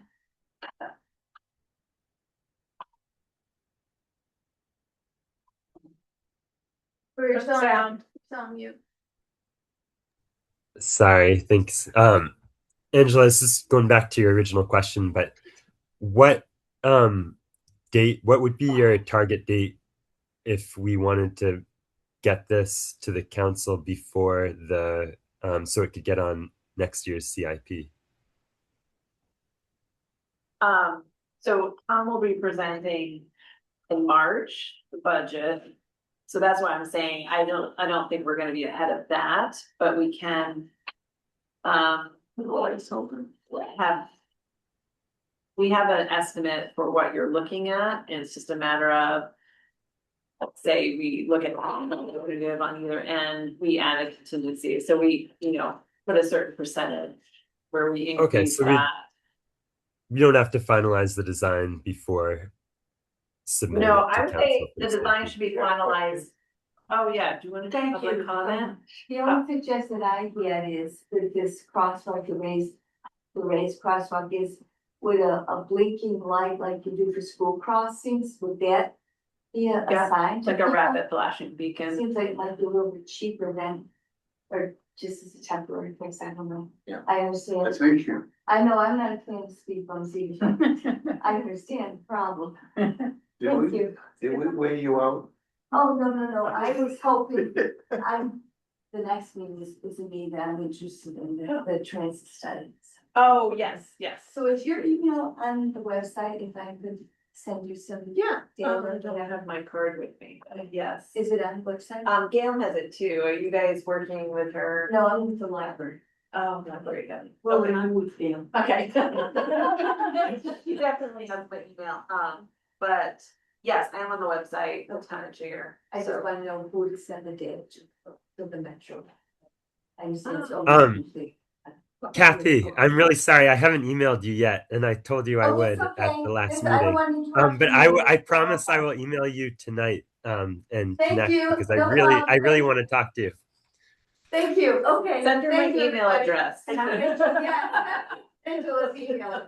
I would just like to thank you for letting us listen in. I They're very feel like the future is safe in your hands. We're working through. Well, really. Twice. So tax, I understood what was going on. It was very interesting. Thank you. Thank you. Angela, just one other question. Is there like a compromise in terms of the height of the crosswalk? Like if you could just have a slightly elevated crosswalk that wouldn't really get in the way of someone with a trailer, but still have some elevation? Well, Or I think does it have that's to why it's 4 inches, Yeah, but a standard height raised crosswalk goes up to about 6 inches, I think. yeah, I think it's, And you taper up and down to that appropriately. You said this is proposed at 4 inches high. I think that's the detail. I feel like I've seen them at 3 inches It does- also, As I but, Google it, it says 3 to 6 inches. but much below that, and it's kind of like basically not really worth it. Yeah, you might Yeah, not if you feel think it. about what 3 inches Right, is, and it's if, not you know, if significant. the idea here is, it's delicate, right? But the idea is to, they're designed for travel at a certain speed. So if you're going at that speed, it shouldn't be uncomfortable. It shouldn't be damaging to anyone's vehicle or trailer or our emergency responders or any of the other plow trucks, any of those things. Yeah. If you are speeding, you will feel that, and maybe those statements are true for you. But they are. Sorry. Yeah, I go think ahead. some of us are traumatized by the particularly elevated speed bumps that I'm sure everyone's had to deal with occasionally. But Sure. It strikes me that maybe at 3 to 4 inches, this wouldn't be as much of an impedance to, like Sue said, someone with a boat and a trailer. Driving And- on Maple Avenue, you can experience that. That one How is about, 4 inches. I believe so, Yeah. yeah. How about, instead of speed bumps, when you're going over the We don't veteran, use speed bumps. I mean. I think that's what Speed bumps- traumatizing scares. Speed bumps are like, it's like when Yeah, you go it's into a dull day. when you go into a parking lot, Yeah. sometimes you'll feel these, That's what Sue was talking about. it's a yeah. bump. Those are not That's not what comfortable. we're doing. No, but I was gonna ask about when you're going over the Veterans Bridge, South Portland, okay? Before you actually get to the bridge, there's a series of right across the road, similar, it's like I Yeah, don't it's know, like it's like, a rumble strip. yeah, yeah. Perpendicular, so you're half and Would half. something like that work in? I mean, You're in a beach community, though, everyone's windows open. it could, those almost always result in noise complaints. Uh-huh. Oh, there's a noise doing that? Oh, yeah. Yeah. What you hear in your car. Amplified outside. That's why you don't see them used typically in anything other than A the residential highway area. settings where it is very loud otherwise. So is that a strategy? Yes, it could be. Might we regret it also maybe? But if you were in an area where really didn't have other options, I think it's something that could be talked about. I think in this case, in this context, given the goals of this project and the outcomes that we're trying to achieve, a raised crossing, which is effectively a speed table, so you. I don't have, maybe this will help too, but I know Stan can't see it, but this is what we're talking about. If you look at this, Roger. This is out of that we're gonna talk about after is, the traffic calming guidance manual. It's literally a hump. Like for this, in this visual, you see, it's not really right, I don't know if you can see that, but I was gonna pass this around. Wow. Impressive. So it's not what I think. Sounds like It's not being speed bump, described. it's not a hump, it's flattened, I mean, it's. Yeah, it's, Yeah. it goes up and then flat, and then, Right. so you get two, Right, you know, with the fishermen and everything. Yeah. You get it twice. The consultant was looking at us. right. So it's not so jarring. Right. Generally. Well, it's gonna be wide, It's it's gonna wide. be pedestrian wide, so. Oh, that is for, And that there's, is. there's sometimes like, On it, over it, Right. yeah, not under and it, even over it. tapered, you know, so we Yeah, don't so have it's like, like rolling. we don't pave it, you know, angles. Right. So you roll, yeah, Maybe I should put those in. Given the conditions of some of the roads that fishermen drive on. This is not gonna be a Yeah, huge issue, I mean, but it's unexpected. sure, I think it's a valid concern. Subtle enough. There's a, you know, break-in period where, you know, people will be, it's something new and different and, Public Works probably, they're not crazy about it though, right? They said they're fine with the Maple Ave one. Okay. Yeah, try me. Because I mean, that's Yeah. also a 20-mile-an-hour speed limit. Yeah. So for them plowing, they need to also go the speed limit. Yeah. It also helps that because sometimes that doesn't happen. so yeah, do you, what else do you need from us on this, to wrap this? I guess, yeah, the plan. So what I'm wondering is if again, I'm kind of looking at Sue for some guidance here. If I did a schematic, it's gonna be rough, but something to put on the website of what we just talked about today, because I won't be able to get a consultant to do the changes we talked about, and then if we have to change back. So I'm thinking about looking at developing a schematic for the project page that shows what we talked about was moving Dover crosswalk to Oak, eliminating Ninth. And and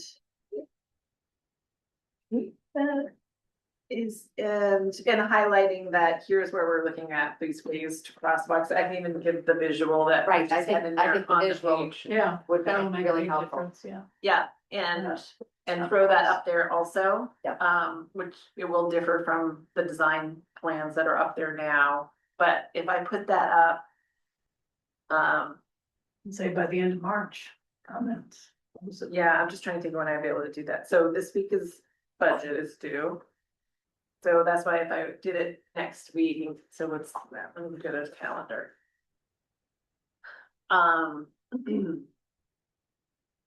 It's hard to believe March is almost here. So if I got it up by the end of next week. That would give 1, 2, 3. I mean, we do 4 weeks, gets us into April. And then we could close it off, say that first week of April, which would be let's say the 3rd, or I had to go through the weekend, so let's say It's Easter the week. 5th. Oh, that is Easter, yeah.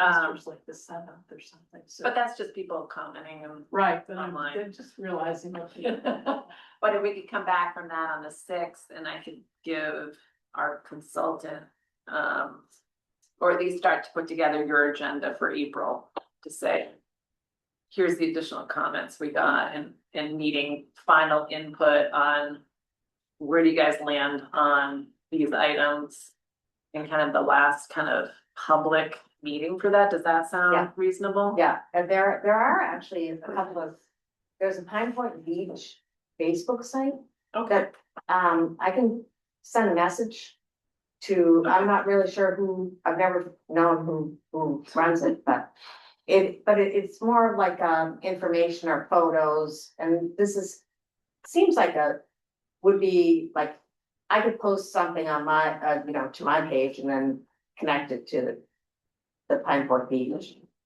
Somehow, just in the interest of getting the word out. Yeah. And there are people, I'm sure, who are in favor. This project has been in the works for so long and they're dying for those sidewalks, we've got sidewalks. Yeah, we're dying for sidewalks I don't around care. one too. And the longer it goes, people are always gonna come up with something else they want, Yes, are concerned with. Well, that's what I'm wondering, do they need to have a full month for comment? Yeah. Because the projects hasn't really changed much. If they something's on their mind, they can make it known right away. Yeah, They can yeah. show up to I work. mean, so Angela, I would not necessarily say you have to give them a whole month. I give 3 weeks is probably fine, but some. Heads up. How about if I do it, well, I'm also thinking around, for us, our largest engagement is our newsletter. So if I put something in March 1st and saying to look at the project page, Get there by I March would 15th. like to get it up by the end of that week, which is the 6th. And then we can advertise it again on the March 15th newsletter. But I'd say by the And end of say March, April 1st. I'd say the end of March, yeah. Okay, or March, yeah, what's that fall on? March 31st. To close the portal. Yeah, yeah. For comments. I mean, you've had 3 years to comment on this. Well, And here we we go. did just go out at the beginning of February, but, okay. Cause we have gone back and forth with a lot of things. It's a lot of movement going on.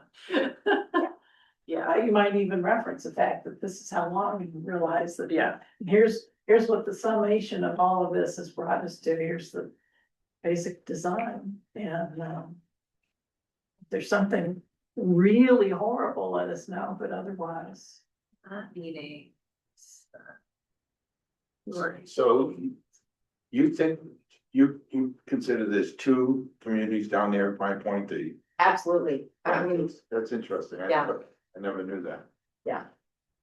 So it would be back on, we can also start advertising, it would be back for this committee on April 27th. It's the fourth Finalized. Tuesday of the month. Okay, no, so I feel like Stan said something now. Angela, I just want to say thank you to you've put in so much work on this, and I know it's been probably felt like a never-ending long constantly changing process, but I think our final product is going to be that much better for all the work that's been put in and the outreach to the community. So yeah, I just want to thank you for prioritizing that and for putting in the hard work that this has taken. And I think end of March, if there's a good blitz by us and the town to really get the word out and say that we're seeking final comment on this sort of final stage of design, that sounds good to me. Thank you. And I know this, by no fault of anybody, it got also just delayed because of funding. I mean, this is a very expensive project and it's not guaranteed it'll get through council either. I mean, we've committed to the community down there that we will put it in front of council for this year's budget. This is strictly town funded. No, we have some funds coming from PAX or GPCOG for the region. Okay. Through the UPI, so the Urban Partnership Initiative. So it's doing some funding, and that's why DOT has some say in things, so they're weighing in on things, so. Okay.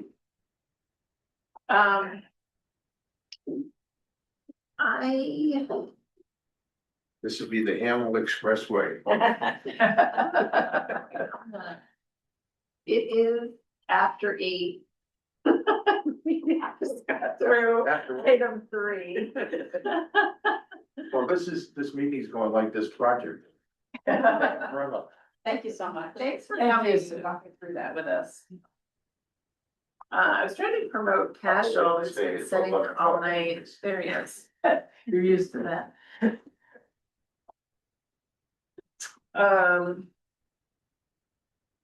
So Casual, I just promoted and I guess I apologize, Casual, you didn't have to sit through this whole thing. Um, I didn't but just sit, I the paced. So Um, is the next, It's 20 after 8.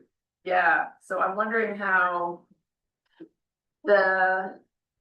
we talked about kind of our mapping out the next few meetings, and that's where, this complete streets and traffic calming guidance manual, is a big deal, and it's a pretty hefty document that's gonna take some time to kind of go through. That's why I just kind of wanted to put it out there that, we do have a draft that I'm gonna be posting and sending to you guys, so you'll have plenty of time to review it.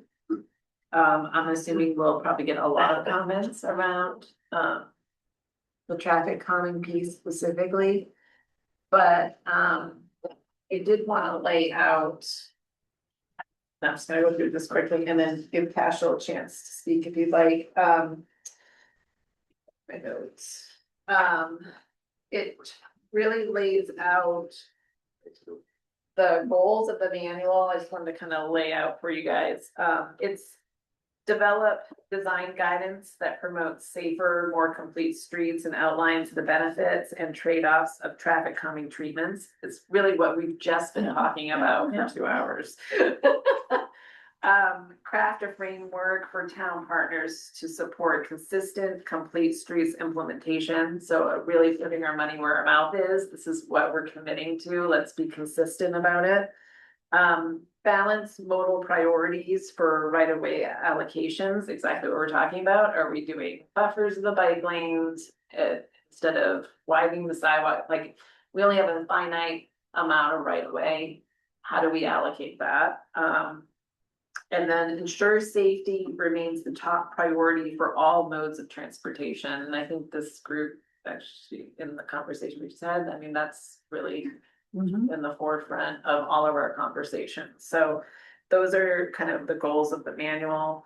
It does tie back into our townwide transportation assessment that we've worked a long time on and completed in those key principles, which is implementing complete streets, provide safety measures, create multimodal network, meet transportation demands, and encourage connectivity. So if there's highlighting those. It gets into the complete streets map, which starts putting all of our public streets in categories, whether that's a major collector to a street at the beach, at Higgins Beach or something, and everywhere in between and what those categories look like directs you on what your complete street or what your traffic calming options could be of those. So that leads to the traffic calming toolkit, which is split up into horizontal tools, vertical tools, traffic control tools, the landscaping and placemaking. And then they also, the consultant provided us with ways to do the benefit trade-offs matrix, which I think was helpful. And then also recommendations for how we might want to refine our traffic calming policy, which was instrumental in The other piece of this is that it meshes them with our design standards, even within planning, so that if somebody comes in with a subdivision or a large industrial, we say, okay, these guidelines are also a piece of this. Yeah. Is there anything you want to add, Cashel? I know we're. I'm gonna put you on the spot. yeah, I mean, I would just say you all already have a complete streets policy. You've shown, that you're thinking about these things in the last hour and a half. I've seen it. So we know that it's really, this is a guidance document. It's really hopefully going to help you navigate some of those decisions. And we've really used the unique context of Scarborough and certain street types, as you can see them listed there, and assigning different tools and options for those street types that are really appropriate for the land use and the types of transportation user you see out there. And then again, it's about consistency and fairness across the whole town. I think that's the other piece of this, that there's, a guidance manual that you can point to and say, this is what's recommended here. But there's a lot of flexibility built in here, and you'll continue to have a lot of the conversations you just had, but hopefully start at step 5 instead of step 1, having something to go off. So yeah, it is a meaty document. I think it's a good idea that you all spent some time with it in between these meetings, whether we come back in March or April with a agenda item on this. But I would leave some time to flip through it and really digest what's in there. Plenty of graphics, so there's that too, photos and things like that to help you navigate it. But I think it is like 80 pages or so. So we will only be able to do so much in a committee meeting. Definitely a lot of that has to happen on your own time. But thank you for your time in advance, looking at it and providing feedback. So back to you, Angela. Thanks, Cashel. That's helpful, and that's a good piece. I think talking about kind of looking at the town wide rather than just kind of these specific areas that we talk about a lot. So I think that is important. Well, it's also interesting that you've got village town connectors and neighborhood connectors, because one of the things we're looking at long range planning is looking at villages and neighborhoods. So Yeah. That realigning. Autumn was definitely part of. Okay, this okay, conversation. yeah, I thought, okay, familiar with this, looking at that and range planning. Yeah, Cashel can tell you that we went back and forth a lot of like getting the names right, and knowing, well, Scarborough has specific uses that are, A little like different, think we're yeah. special, I guess, right? Well, it's really a mixed use in a very different way. Yes. But yeah, looking at street uses. I'm gonna jump to Scotto Hill, and I'm not gonna talk at length at Scotto Hill, but I did want to bring up, a lot of you guys keep talking about, or know, obviously the failure at Scotto Hill Road, that road has been closed since May.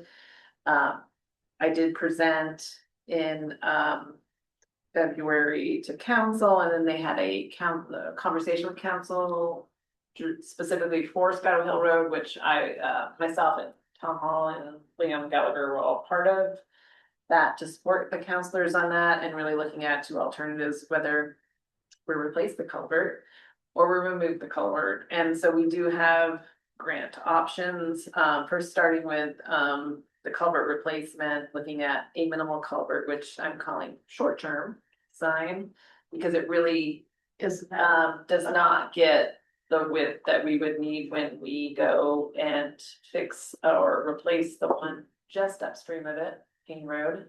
It also doesn't factor in that the DOT will be raising Route 1 and opening up that section under the marsh with a bridge section, so it would be more free flowing. So I feel like this is a very short-term fix, and so that's why we're looking at a resilient culvert design if we're gonna go over the placement, and there is grant opportunities. We will be submitting. Doesn't mean it's guaranteed. But what we found, and then we do have guaranteed money for a removal option. We were notified that we received a grant through MNRCP to fund the project to remove it. That would be local funds of $322,000. Council has asked us to pause while we submit for the replacement culvert grant. We have reached out to MNRCP. They are comfortable with us waiting to see if we get the other grant, which will not happen until August. We would not know. And so there's a lot of timing going on, but again, trying not to close any doors on any options. So the council has in front of them also a list of options of even offsite improvements, looking at is there traffic calming needed around the detour routes, or do we need to look at a bypass road, or there's many options. And so this is in the packet of just really trying to do it one sheet of, here's probably the cliff notes of everything you need to know. So we're really, at this point, staff is looking to council to kind of give us direction. I need some direction to know when we submit in May for if we're doing the resilient culvert replacement, what that entails, whether that includes design or not. So there are some decisions that council leadership is discussing that they need to give staff some direction around.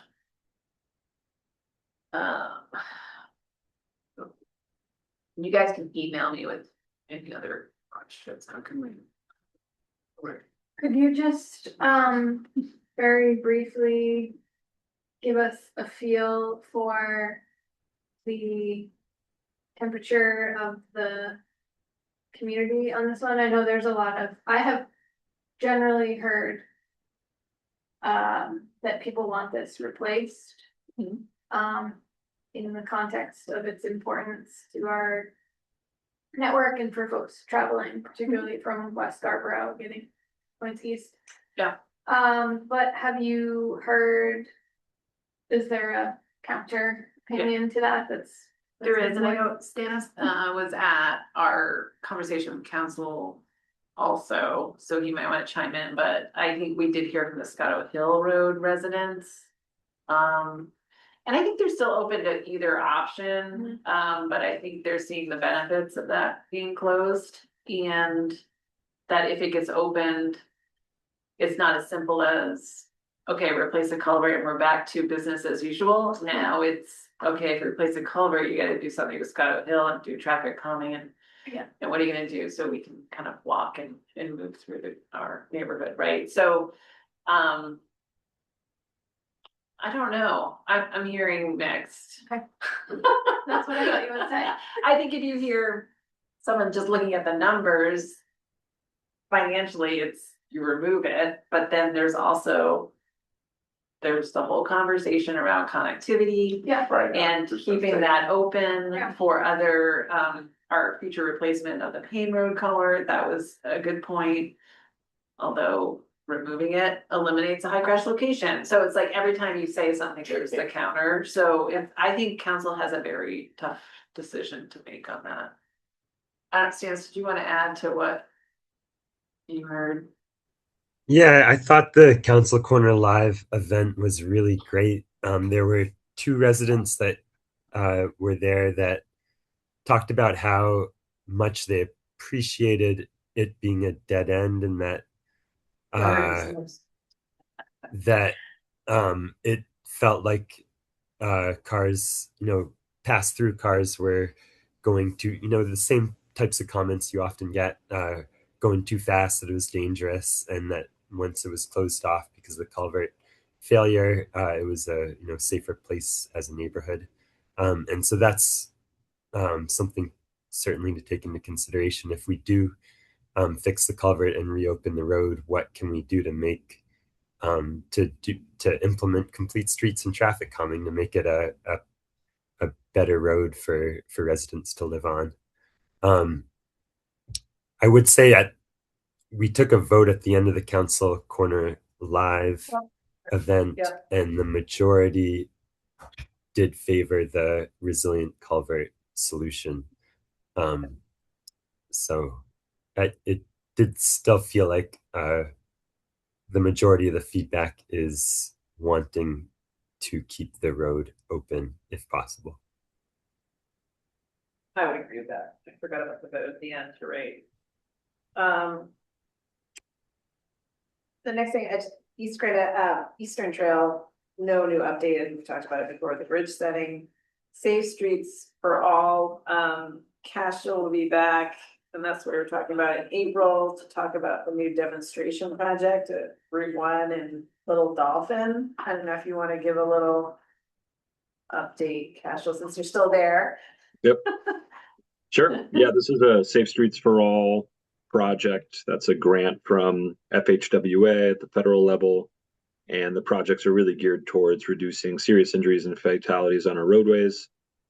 So Route 1 was chosen for obvious reasons, and we zeroed in on some locations that were identified in the transportation townwide assessment. And that was Hannaford, entrance to Hannaford, and Little Dolphin. And we've been meeting between GBCOG and the town to start to develop some design ideas. And we plan on bringing those design ideas to this group in April for your feedback. The project will be in place from late June, early July through October, November, removed before the winter season. And we don't know what we're doing yet. So, I mean, I would just say it's going to be geared towards safety, likely some pedestrian safety work, and then general traffic calming of Route 1, especially there coming off the spur. Speeds tend to be a little higher. But we're still talking about it. And I think this was really just an opportunity to get it on your radar, and we can talk more in April. And then the last update was our climate action plan. We did I guess a kickoff of our advisory group today. Craig had offered to be the transportation committee liaison for that. I think with this, and he had said that he was gonna have issues getting there today, but we'll have additional meetings that he plans not to attend. But I would say probably we had quite a few people that were still trying to get back from vacations. So probably yeah. So anyways, just wanted to get that on your radar because transportation and the emissions associated with that is really the key component of our climate action plan and our ability to reduce our carbon footprint. It really starts with transportation. So that's going to be a big part of that.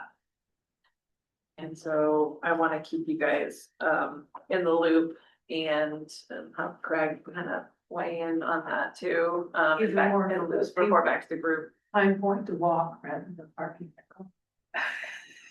Okay. For what? You don't have to do anything for 3 years? We have to have a plan. That's what we've got a plan for 3 years, Roger. Now, Roger. Little steps, good with updates. Great, any public comment? Sure. Oh, sorry. Sitting here for hours. I'm so sorry. Yeah, so Carol Gustafson at 66 Shadow Hill Road. And I did attend the prior 2 meetings on this topic. There are 3 of us actually, well, four people present, I guess 2 households who, did advocate for letting basically the stream, the brook be restored and not replacing the culvert. The reasons that were, some are fairly obvious in terms of, yes, quality of life on the street. It definitely has vastly improved. It's no longer a highway and a freeway where people go 50, 60 plus miles an hour at all hours of the day and night. But also, I mean, my husband spoke to this, you look at the financial picture. We burden the entire town or a relatively small group of residents who live on a certain part of town with, $1 million+ extra just to have this quote unquote cut through reopen. There is an alternative route. I think Stannis made a comment at the second meeting a couple weeks ago that this would become a dead end road and it would be only accessible and only to the benefit of the residents on Scotto Hill. That's not accurate. 2 Road does intersect with it. So honestly, now instead of coming straight through Scotto Hill past Flaherty's, I'm not paying, go to 2 Rod, and it does still connect through to Haggis Parkway. So I would just sort of dispute the characterization that it's strictly a dead end, a cul-de-sac that really is, only for the benefit of those residents. It's not true. It is still very heavily trafficked, I will tell you, because our house sits not on the closed off end, we sit on the open end. So there's still plenty of traffic. For what it's worth, I mean, definitely, I was a little disappointed to see the town newsletter that reported out on the most recent meeting. They did focus on the kind of people who want it reopened. It's like, and other concerns. environment wasn't raised there, safety wasn't raised there, so I was a little surprised to see that report out. Although maybe that's not an official record, it was just surprising. Because a lot of time at their most recent meeting was spent on safety and the need to reduce speeds really throughout town on different roads, but including our end, including Scottsdale Hill Road. I think the other piece, I lost track of my thought, but it'll come back. Can I ask you a question? Yeah. While you're. Sure. Have you noticed, since you're on that section of Scotto Hill, have you noticed, has, say, volume dropped, are people finding other routes, I They are, guess? yeah. Because I'm sure the immediate was everybody that was going down Scotto Hill Road, like, to your point, is still doing that. Are you seeing any of that kind of drop off and people are finding, like, we're kind of dispersing traffic? It does seem to be, yeah, it does Okay. seem to be reduced, although again, it's still a busy road. Yeah. We have 2 dogs. Yeah. It's terrifying to be anywhere close to the road, especially obviously now the snow, which, I mean, the plow guys are doing the best they can, but there's nowhere to put it. So that's terrifying to walk, on the road with a dog, or just by yourself. So, yeah, I would say it's reduced if you did, 1,000 trips a day is probably Right.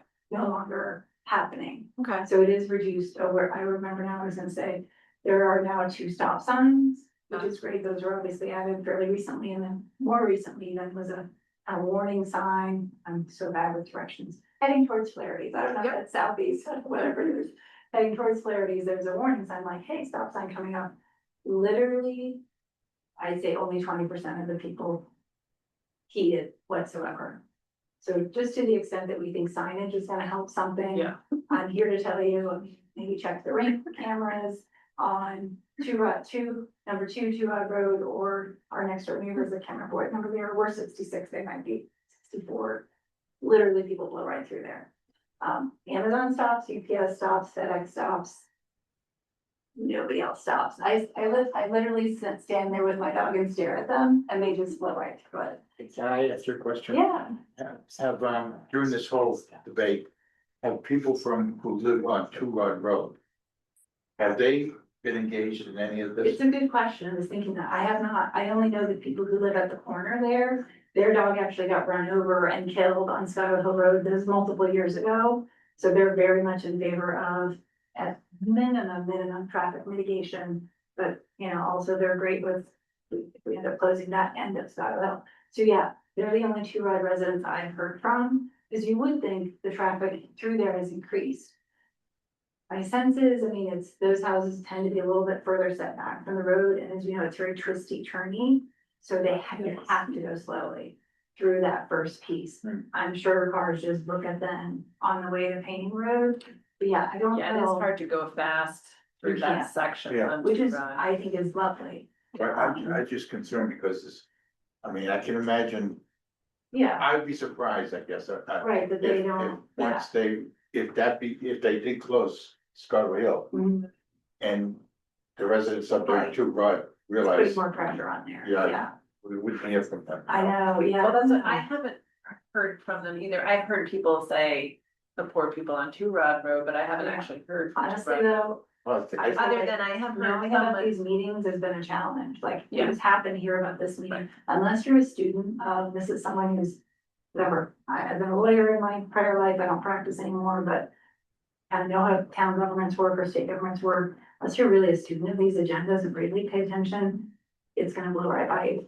I'm honestly, one of my weekend projects is gonna be to go door to door and hand out flyers and say.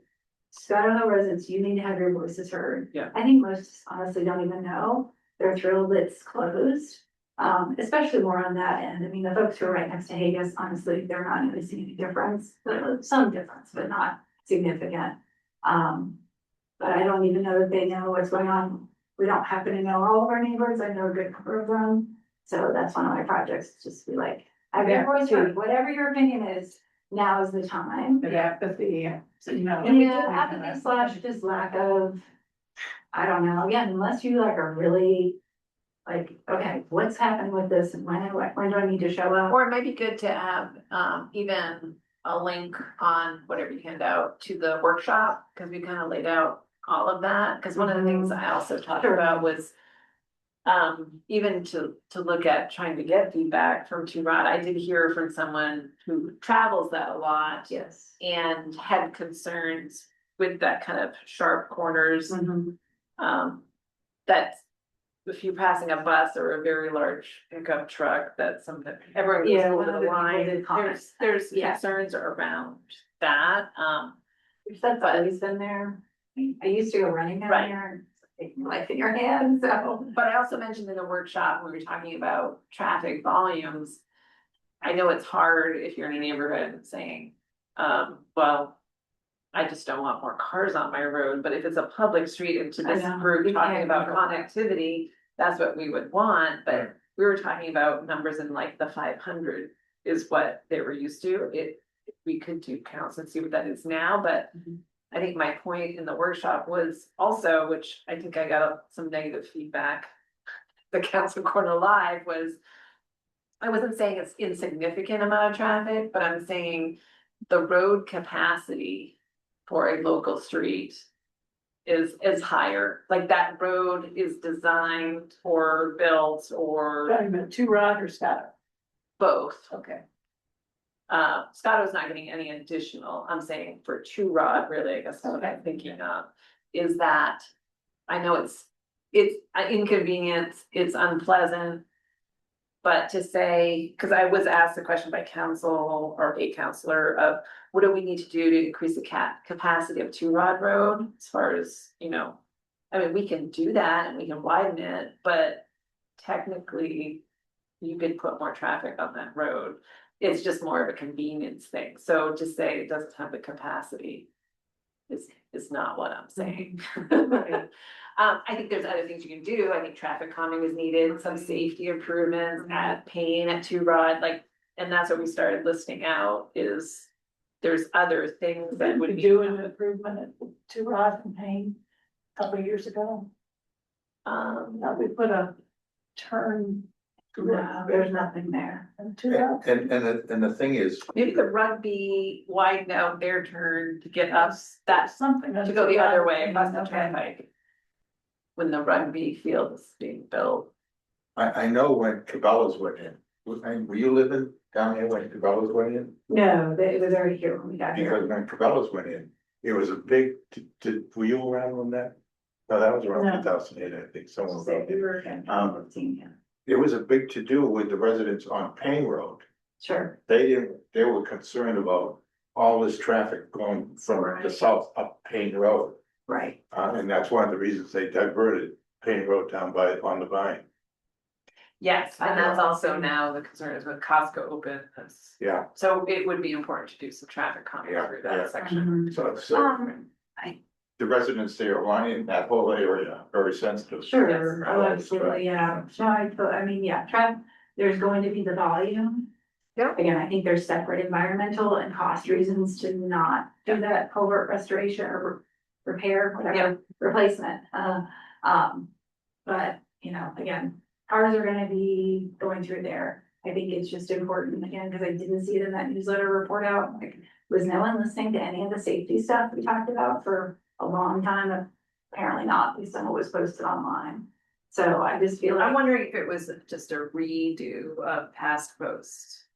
no, it I can sounded, I mean, you can reread it, I read it. Yeah, was I can like, talk to oh, our there's communication. Nothing about what was probably the majority, 75% of the conversation. Okay. Wasn't reported out, which is Yeah. disappointing. I can Surprising. look at that. So I guess The my March. question would be too, what is the timing of, it sounds like there might be budget allocations for next fiscal year. Yeah. With the timing, when will council make a decision, because I need to let our neighbors know.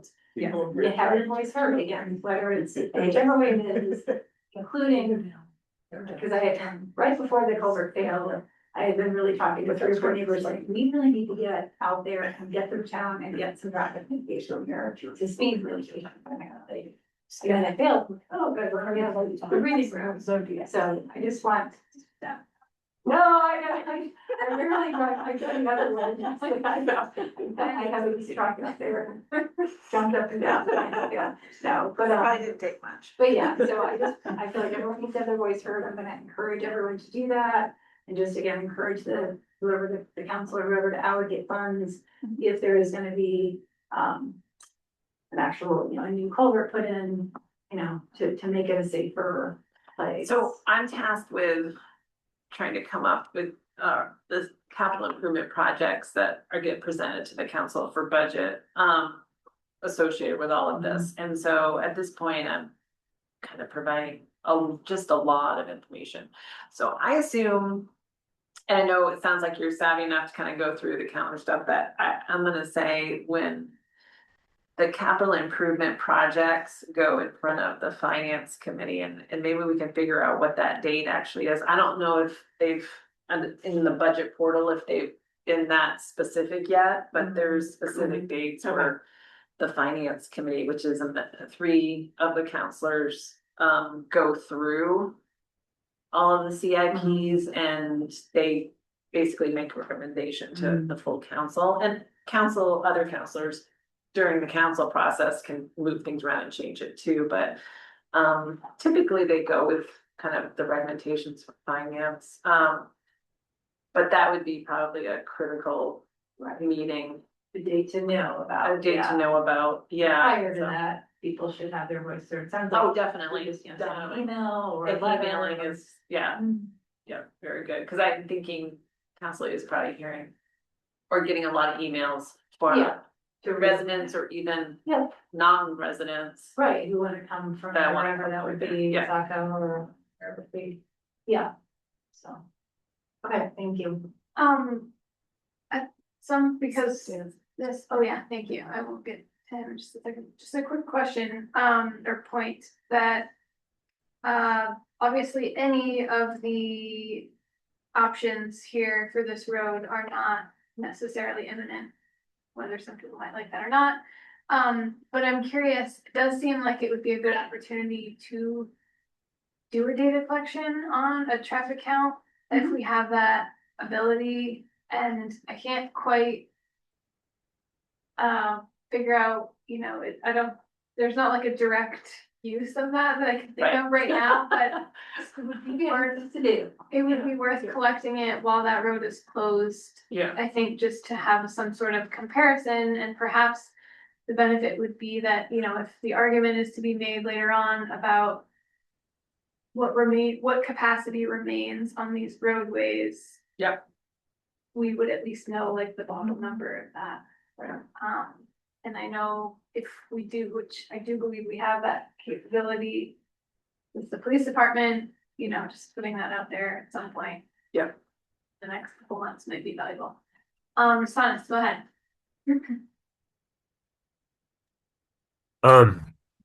Just wanted to say, Angela, would it maybe be possible to do a physical mailing to the residents of Scotto Hill to solicit feedback? Just because I agree with the commenter that we probably haven't heard very much from the Scotto Hill residents, and I was looking on a map, and I feel like there's at least probably 50 houses along there, and we probably should do a better. Not 5015, yeah. We should do well, I guess maybe both, but really Scotto Hill, and most importantly, because their voices definitely should be heard, and we should make sure that they're front and center in the conversation. I'm assuming that communications will be meeting, I'm gonna say that's probably council deciding on what they wanna do or how they wanna get feedback, and I was trying to look at the calendar to see when they meet. And kind of have council drive that, I guess, but that's a good recommendation, I would say, for that group, and John Anderson is on that committee. So we can kind of voice that as a concern, or if you would like to.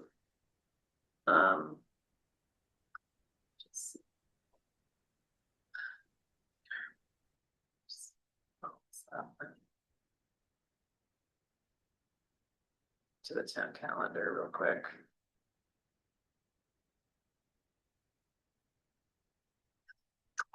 I know that's part of what I think they're assuming they're getting from they're doing like 2 or 3 conversations with counselors a week, which they actually had a virtual one tonight. Yeah, it's not to say they're not accessible. I think it's just if you're not a person who's really Yeah. studying the website and you didn't sign up for the town newsletter online. I mean, I've lived in towns where you would get a postcard notifying, you know, if you're in a butter, if Yeah. your neighbor wants to have a cow, literally have a cow, but you get notice of that physically in a Yeah, those postcard. are requirements, yes, in our ordinance, there's certain. things So, that are yeah, so required. I think some people may, because I remember speaking with Tom and I had said, this is probably a year ago, saying, are we gonna get notice about any kind of hearing? He said, yes. Oh. I thought that meant some kind of something in the mail, Hmm. but now we don't have an actual physical newspaper, right? I think you can subscribe online, I'm not positive. You can, it's not the Yes. same. I know, I really did, I was one of the few people who actually read it. I know. I covered it covered. I sent in a letter to the editor thanking some people who stopped and helped me and did my card and stuff. So anyway, I think it can be hard for people if they're not keeping up online. I'm not quickly finding the next communication. Committee meeting. But I will reach out tomorrow to our Director of Communication, who's the liaison for that group. It's again, a 3 counselors member committee. And she also writes the newsletter posts, and so I'll talk to her about kind of, you know, trying to be more factual with the pieces. But also, if that should be a conversation on the next agenda for the communications committee is doing how they do some outreach. Okay, great, thank you. Oh, here it is. March 19th is communications committee. I'll do some door knocking in the meantime. Yeah, and like I said, I would even direct them to the workshop video, which is online. It's on the Scott Hill page. Yes. Okay. Yep. And so anyone can watch it whenever they want. And those slides are there too. Yeah, because I think, Yeah. yeah, I'm pretty sure there. I think when I looked properly, Ian sent me a link to it. It was like the day after the workshop, so I don't think the video is there yet, but. Okay, it might, now you say that, so the video is definitely on YouTube on our channel. Just watch. But I should make sure it's linked on that page. Yeah, I think, I'm pretty sure the presentation is on there.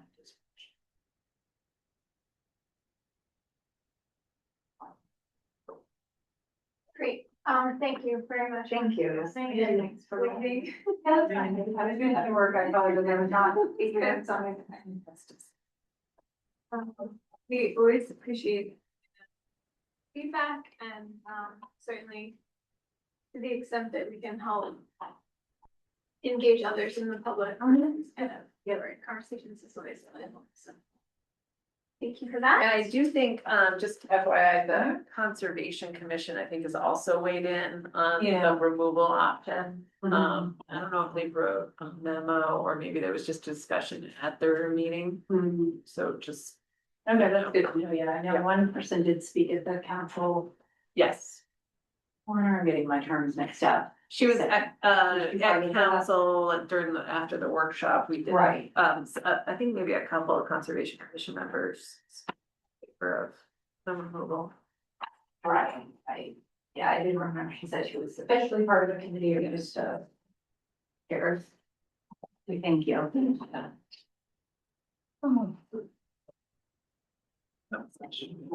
We're gonna do comments. Okay,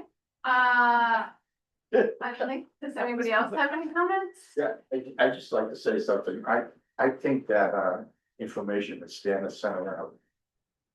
Really, Yeah. okay, Yes, he did the work well, that was perfect. yeah, and the reason I bring it up. That's the 3-year work plan, yeah. I think somehow you should figure out. Somehow. To get that information out to the public. Yeah. Especially recognizing it's all depending upon funding. But We're not funded, it's not all funded, I don't think. that's their 3-year work plan. Yeah. I know. Funded That's project. as close to It's set in budgeted. stone as That's It's gonna happen, what you're gonna get. Right, but it's not guaranteed though, right? Yeah, it is. it's gonna Oh, happen. it is? They could still change the 2027 and 2028, I guess, but Can't move around, yes. Or get but pushed. it's pretty much it is pretty much funded. That's Like they, they've published like when it. we get That's a what they're CIP. saying. Okay. That When they're council approves my CIP, I have funding. Okay, the reason I brought it up though is that I think there's so many people in this town who think that, people, like people like you and the elected officials aren't paying enough attention to what's going, traffic and stuff like Yeah. this. And this is really good stuff that you can say, this is, gonna happen apparently.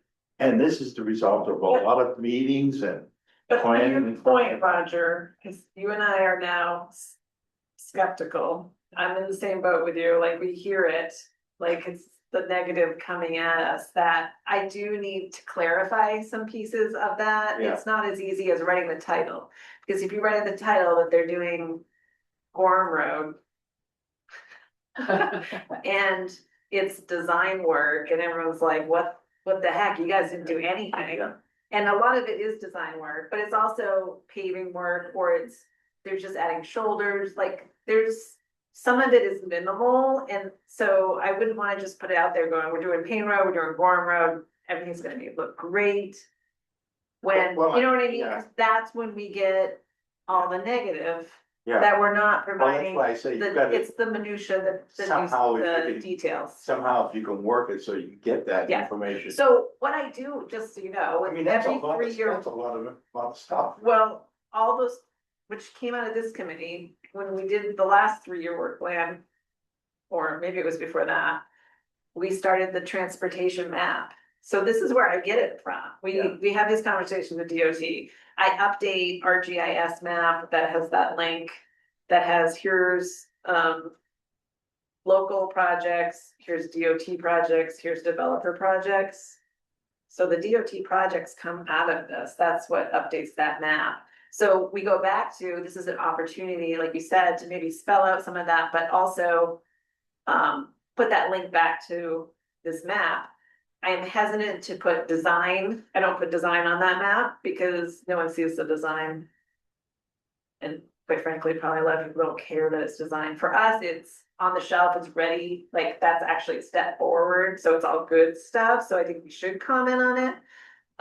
But I don't know, Well, I'm not, I don't have, but you know what I mean, it's all about the details. It's just a number of times people just kind of glaze over too, so. Or they just said, oh, I thought you guys said you were gonna do that 3 years ago.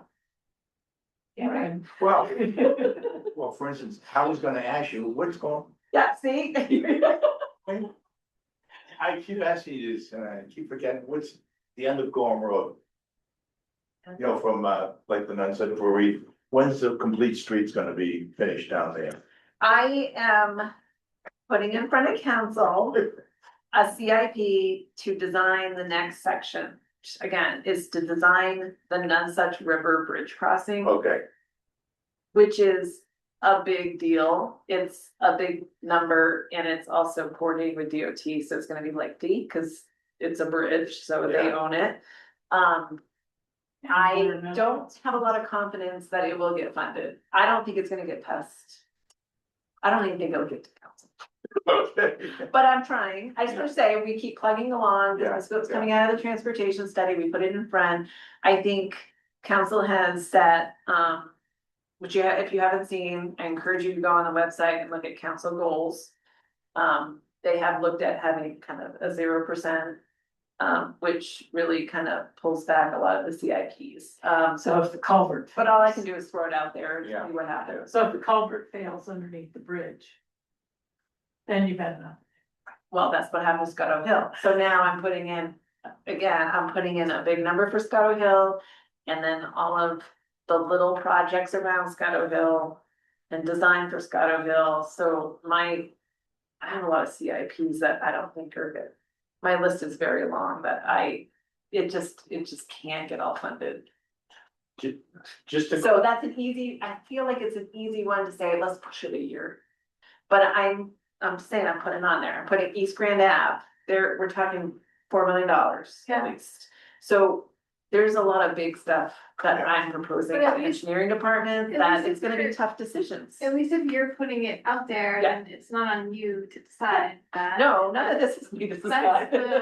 That's the job of the council Yes. by way of, public input. And I think that's where, in the past, maybe year or two, council has been good about saying, what are we not funding? So they wanna see the list, Mhm. so we start looking at those CIPs of Tom, Kim, Joe, here's all the other CIPs that staff requested that didn't make it in this budget that you're looking at, and quite honestly, that's how climate action plan got funded. I think it got moved over. I think our vulnerability assessment got moved over in different years.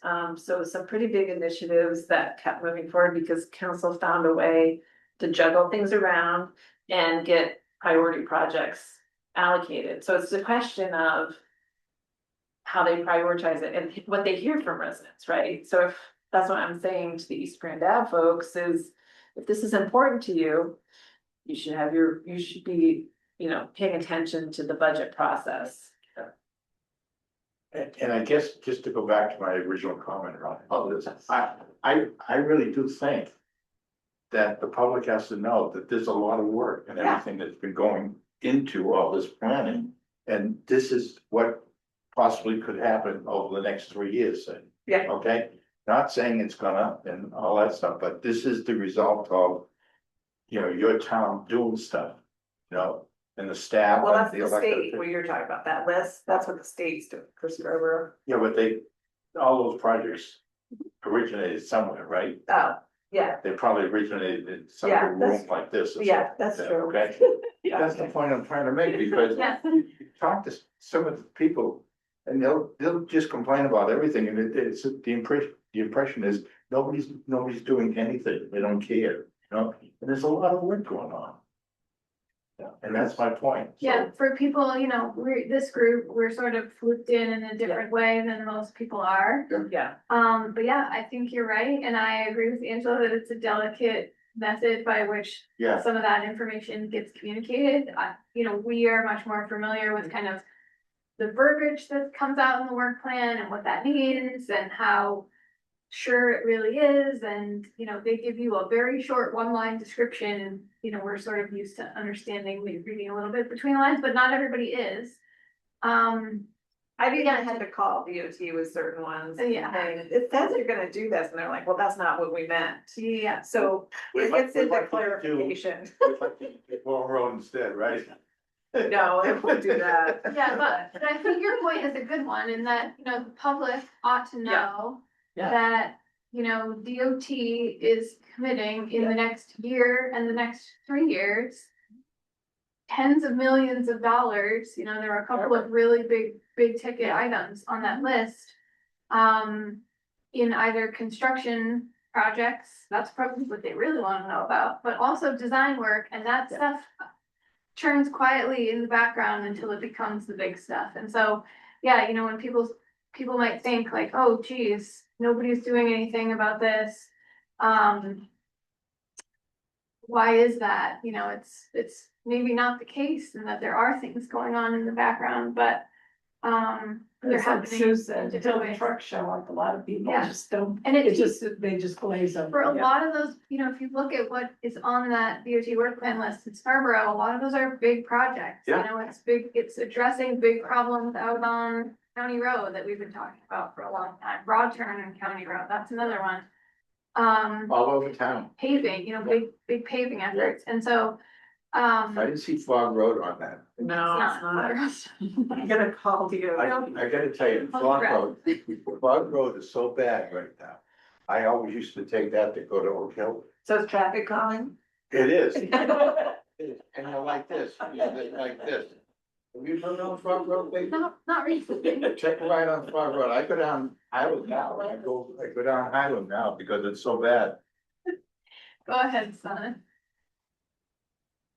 I just wanted to mention what Joyce Taylor said at the last meeting when she was talking about Portland West, about how even if Maine DOT doesn't have the funds to contribute to some of um, the transformational projects, she called them.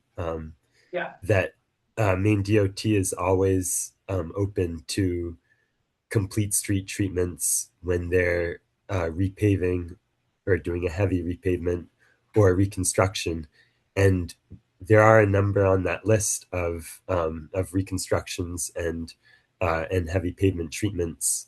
How do we play a role? Angela, you're probably already on top of this, but how do we play a role in making that happen? I share the same question in terms of which of those projects will be led by DOT and which might be led more directly by the town. They're all DOT projects, so when Even the she design, says that, Like that one they, is the design like, project. they're saying they have a complete streets policy and they try to incorporate that. If it's a paving project, it's very difficult for me to even get a little bit of shoulder, and so. Each one is assigned, once it's assigned a project manager, we can have those conversations with that project manager, but they have their budget, so. At that point, it is, the budget is what the budget is, and so. I would say DOT is, I mean, they will do what they can, but they'll stay within budget. So I know And within. they don't wanna say within no, the but a limits lot of of times. their project scope. So like, yes, if they have scoped something as just a resurfacing. And then a lot of times, like, we get very little notice on anything, like, so right now it goes out in the work plan. There is no communication back and forth with the town at all. I was sent the work plan when they finalized it, like a link, which all the municipalities got, I assume. And so, like you said, you can go through it and see it. I won't hear back from them till the week before, like, they go out for construction. And they're like, we're coming next week. So it is like, we do have to be proactive in that if there's certain sections that we want, but the other problem is I need to figure out who's assigned each project, because it could be anybody in the department. Yeah. Well, so maybe we. Cause there's no process to work with the town Yeah. on it. And I'm not saying that as a, like, they're, you know, that's, obviously it's not ideal, but they also are dealing with every road in the state. Right.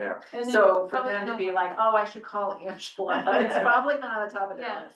Well, I wonder if that's potentially something that, you know, I know a lot of our agendas are full, but maybe just as part of Yeah. these kind of recurring project updates, maybe we just keep tabs on these, particularly the DOT design projects, and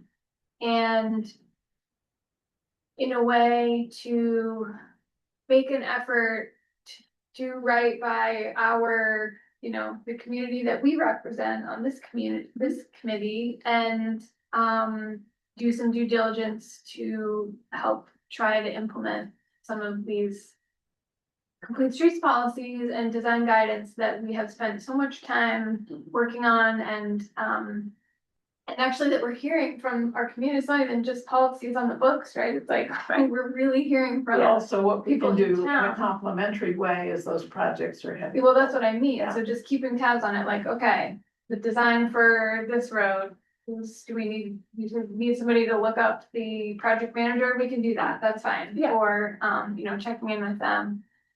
I think that's, you know, and then in some ways, maybe that if you call and they're not giving you information, that's one thing. If one of us calls in addition to that, I'd like to think that's, you know, if not helpful, at least it feels like that's what we should do. Yeah. I think there might be a desire to change, hopefully, with Yeah. Maine DOT. I've been following a little bit. I try to read the minutes of PACT's meetings, and there was a PACT's, if you're not aware, is the sort of regional organization that handles transportation matters in Greater Portland. They receive federal funding, and they struck an agreement with Maine DOT that they would give Maine DOT that funding. Angela might know more of the details, but there was an MOA that was signed, and this is the first year of that MOA, and the funding that our region is getting is less than, at least in their minds, what this region should be receiving. So there was some pushback against Maine DOT in that regard, and Maine DOT said, part of this MOA is that we want to work more closely with you as a region. And again, even if we can't get those transformational projects, even if we're limited in funding there, we want to do a better job incorporating the projects that we are working on with your desires. So it sounded like, and I think that's what Joyce was saying, is that Maine DOT does want to do a better job working with us when there are cost-effective places to implement something like Complete Streets. So I'm hopeful that maybe there will be, in the past, maybe there hasn't been great work back and forth between the region and Maine DOT, and maybe that's something that's hopefully changing. So worth our effort to get involved and really try to push things. Yeah, this is the first year they really kind of threw out how we always did funding through PACs. And thinking, let's improve it. And like you said, working together, and this is how we'll do it. And so I think everyone was optimistic. And then, like you said, the MOA was that piece, and talking through like what our region typically would see, or even for us, like I would apply specifically, like I applied for Gorham Road, or I applied for East Grand Ave. I applied for these specific projects that got ranked and scored. And now we're in this like battle over every dollar. And it was, I think, a very difficult process. They found this is the first year, and it did not go well. And not only are we like now fighting more amongst ourselves in the region because the dollars are so thin, that we're not seeing like if you compare the number, we're not seeing the projects we've seen in the past. I've heard that. I mean, like you said, and what you've seen is like, oh, they're throwing some design work at us or smaller projects, but in the past we'd get like, the $3 or $4 million East Grand Ave or Gorham Road, or you know what I mean? So it definitely was jarring this cycle. And so I think we heard that with the MOA, and it just didn't come through. So hopefully, like I said, that Joyce is able to kind of shift that narrative with the planning division of DOT. And I think, there's some different narratives going on. And so I would say my money's on Joyce to try to shift that narrative, as opposed to some of the others. But I think she's in there battling too. So yeah. So in other words, and I'm not saying this is gonna happen, but say the press got a hold of the same information that Stannis had. Yeah, it's public information. I know that, yeah, and they decided to do an article about it. Yeah. All right. Yeah. Hi, Stannis. No, I mean, that is what it is. It is, like you said, that's money that's going to those specific projects. Yeah. That is true. Yeah. They're earmarked. Yeah. Yeah. That's their budget, just like we're going through our budget How process. does that, the amount of projects that are allocated to Scarborough compared to other communities around here? Is it more, or is it right in the same ballpark, or? I would say most of the money in the region goes to Portland. Oh, yeah, well, that's understandable. I'm talking about the other, like the Gorhams and Westbrooks and like that. Oh, So, I would say. so, I would say Scarborough does a good job, because I think we're good partners. I feel like I try to communicate back and forth with Region 1 constantly. I think they know that we're kind of their local watchdogs also when developers come through, and I bring certain things to their attention, or we go through traffic movement permits. I think they genuinely, before they even get started, they're like, I need to have Angela's comments first, and I don't think they do that with a lot of towns. I think they know that we're paying attention, so they maybe don't pay attention as much, and I think they appreciate that. And so I think we probably have seen more funding over the long term years. All the federal cutbacks though, I mean, it's. Yeah, it's I mean, we really- had our heyday. Shotgun, That's what I'm everybody's saying has. is, we actually would take the money, actually implement things and move on, like if you look at our phases like 1 and 2 of Gorham Road and stuff, that is like a feather in their cap as well, to say, we gave the town some money and look at this beautiful project, right? So they are coming out on the other end, that we all look good that way, and we all work together. And so we have been fortunate specifically in those municipal partnership initiatives. With DOT, because we do some very big projects, because the town is willing, or has been in the past with council, has been willing to say, we'll put up $2 million, DOT gives us $500,000, like, that's a big project, and so DOT is stretching their money, they know they can stretch their money farther with Scarborough, because we're willing to invest. And a lot of communities won't, they're like, I can't do it unless DOT is funding 100% of the project, or 80% of the project, you know what I mean, where we're like, we'll just throw in more match. And I think that goes further, and DOT sees that, and so I think we have been fortunate with some larger projects because of that. And that's a long answer. I move to adjourn. Yes, great, thank you. All in favor? Thank you. We have to put Simon? tables back and chairs and everything. Right. What, no, I'm just kidding now. you all set? Thanks, Donna. Sorry, Thanks, Ross. Did you bring these?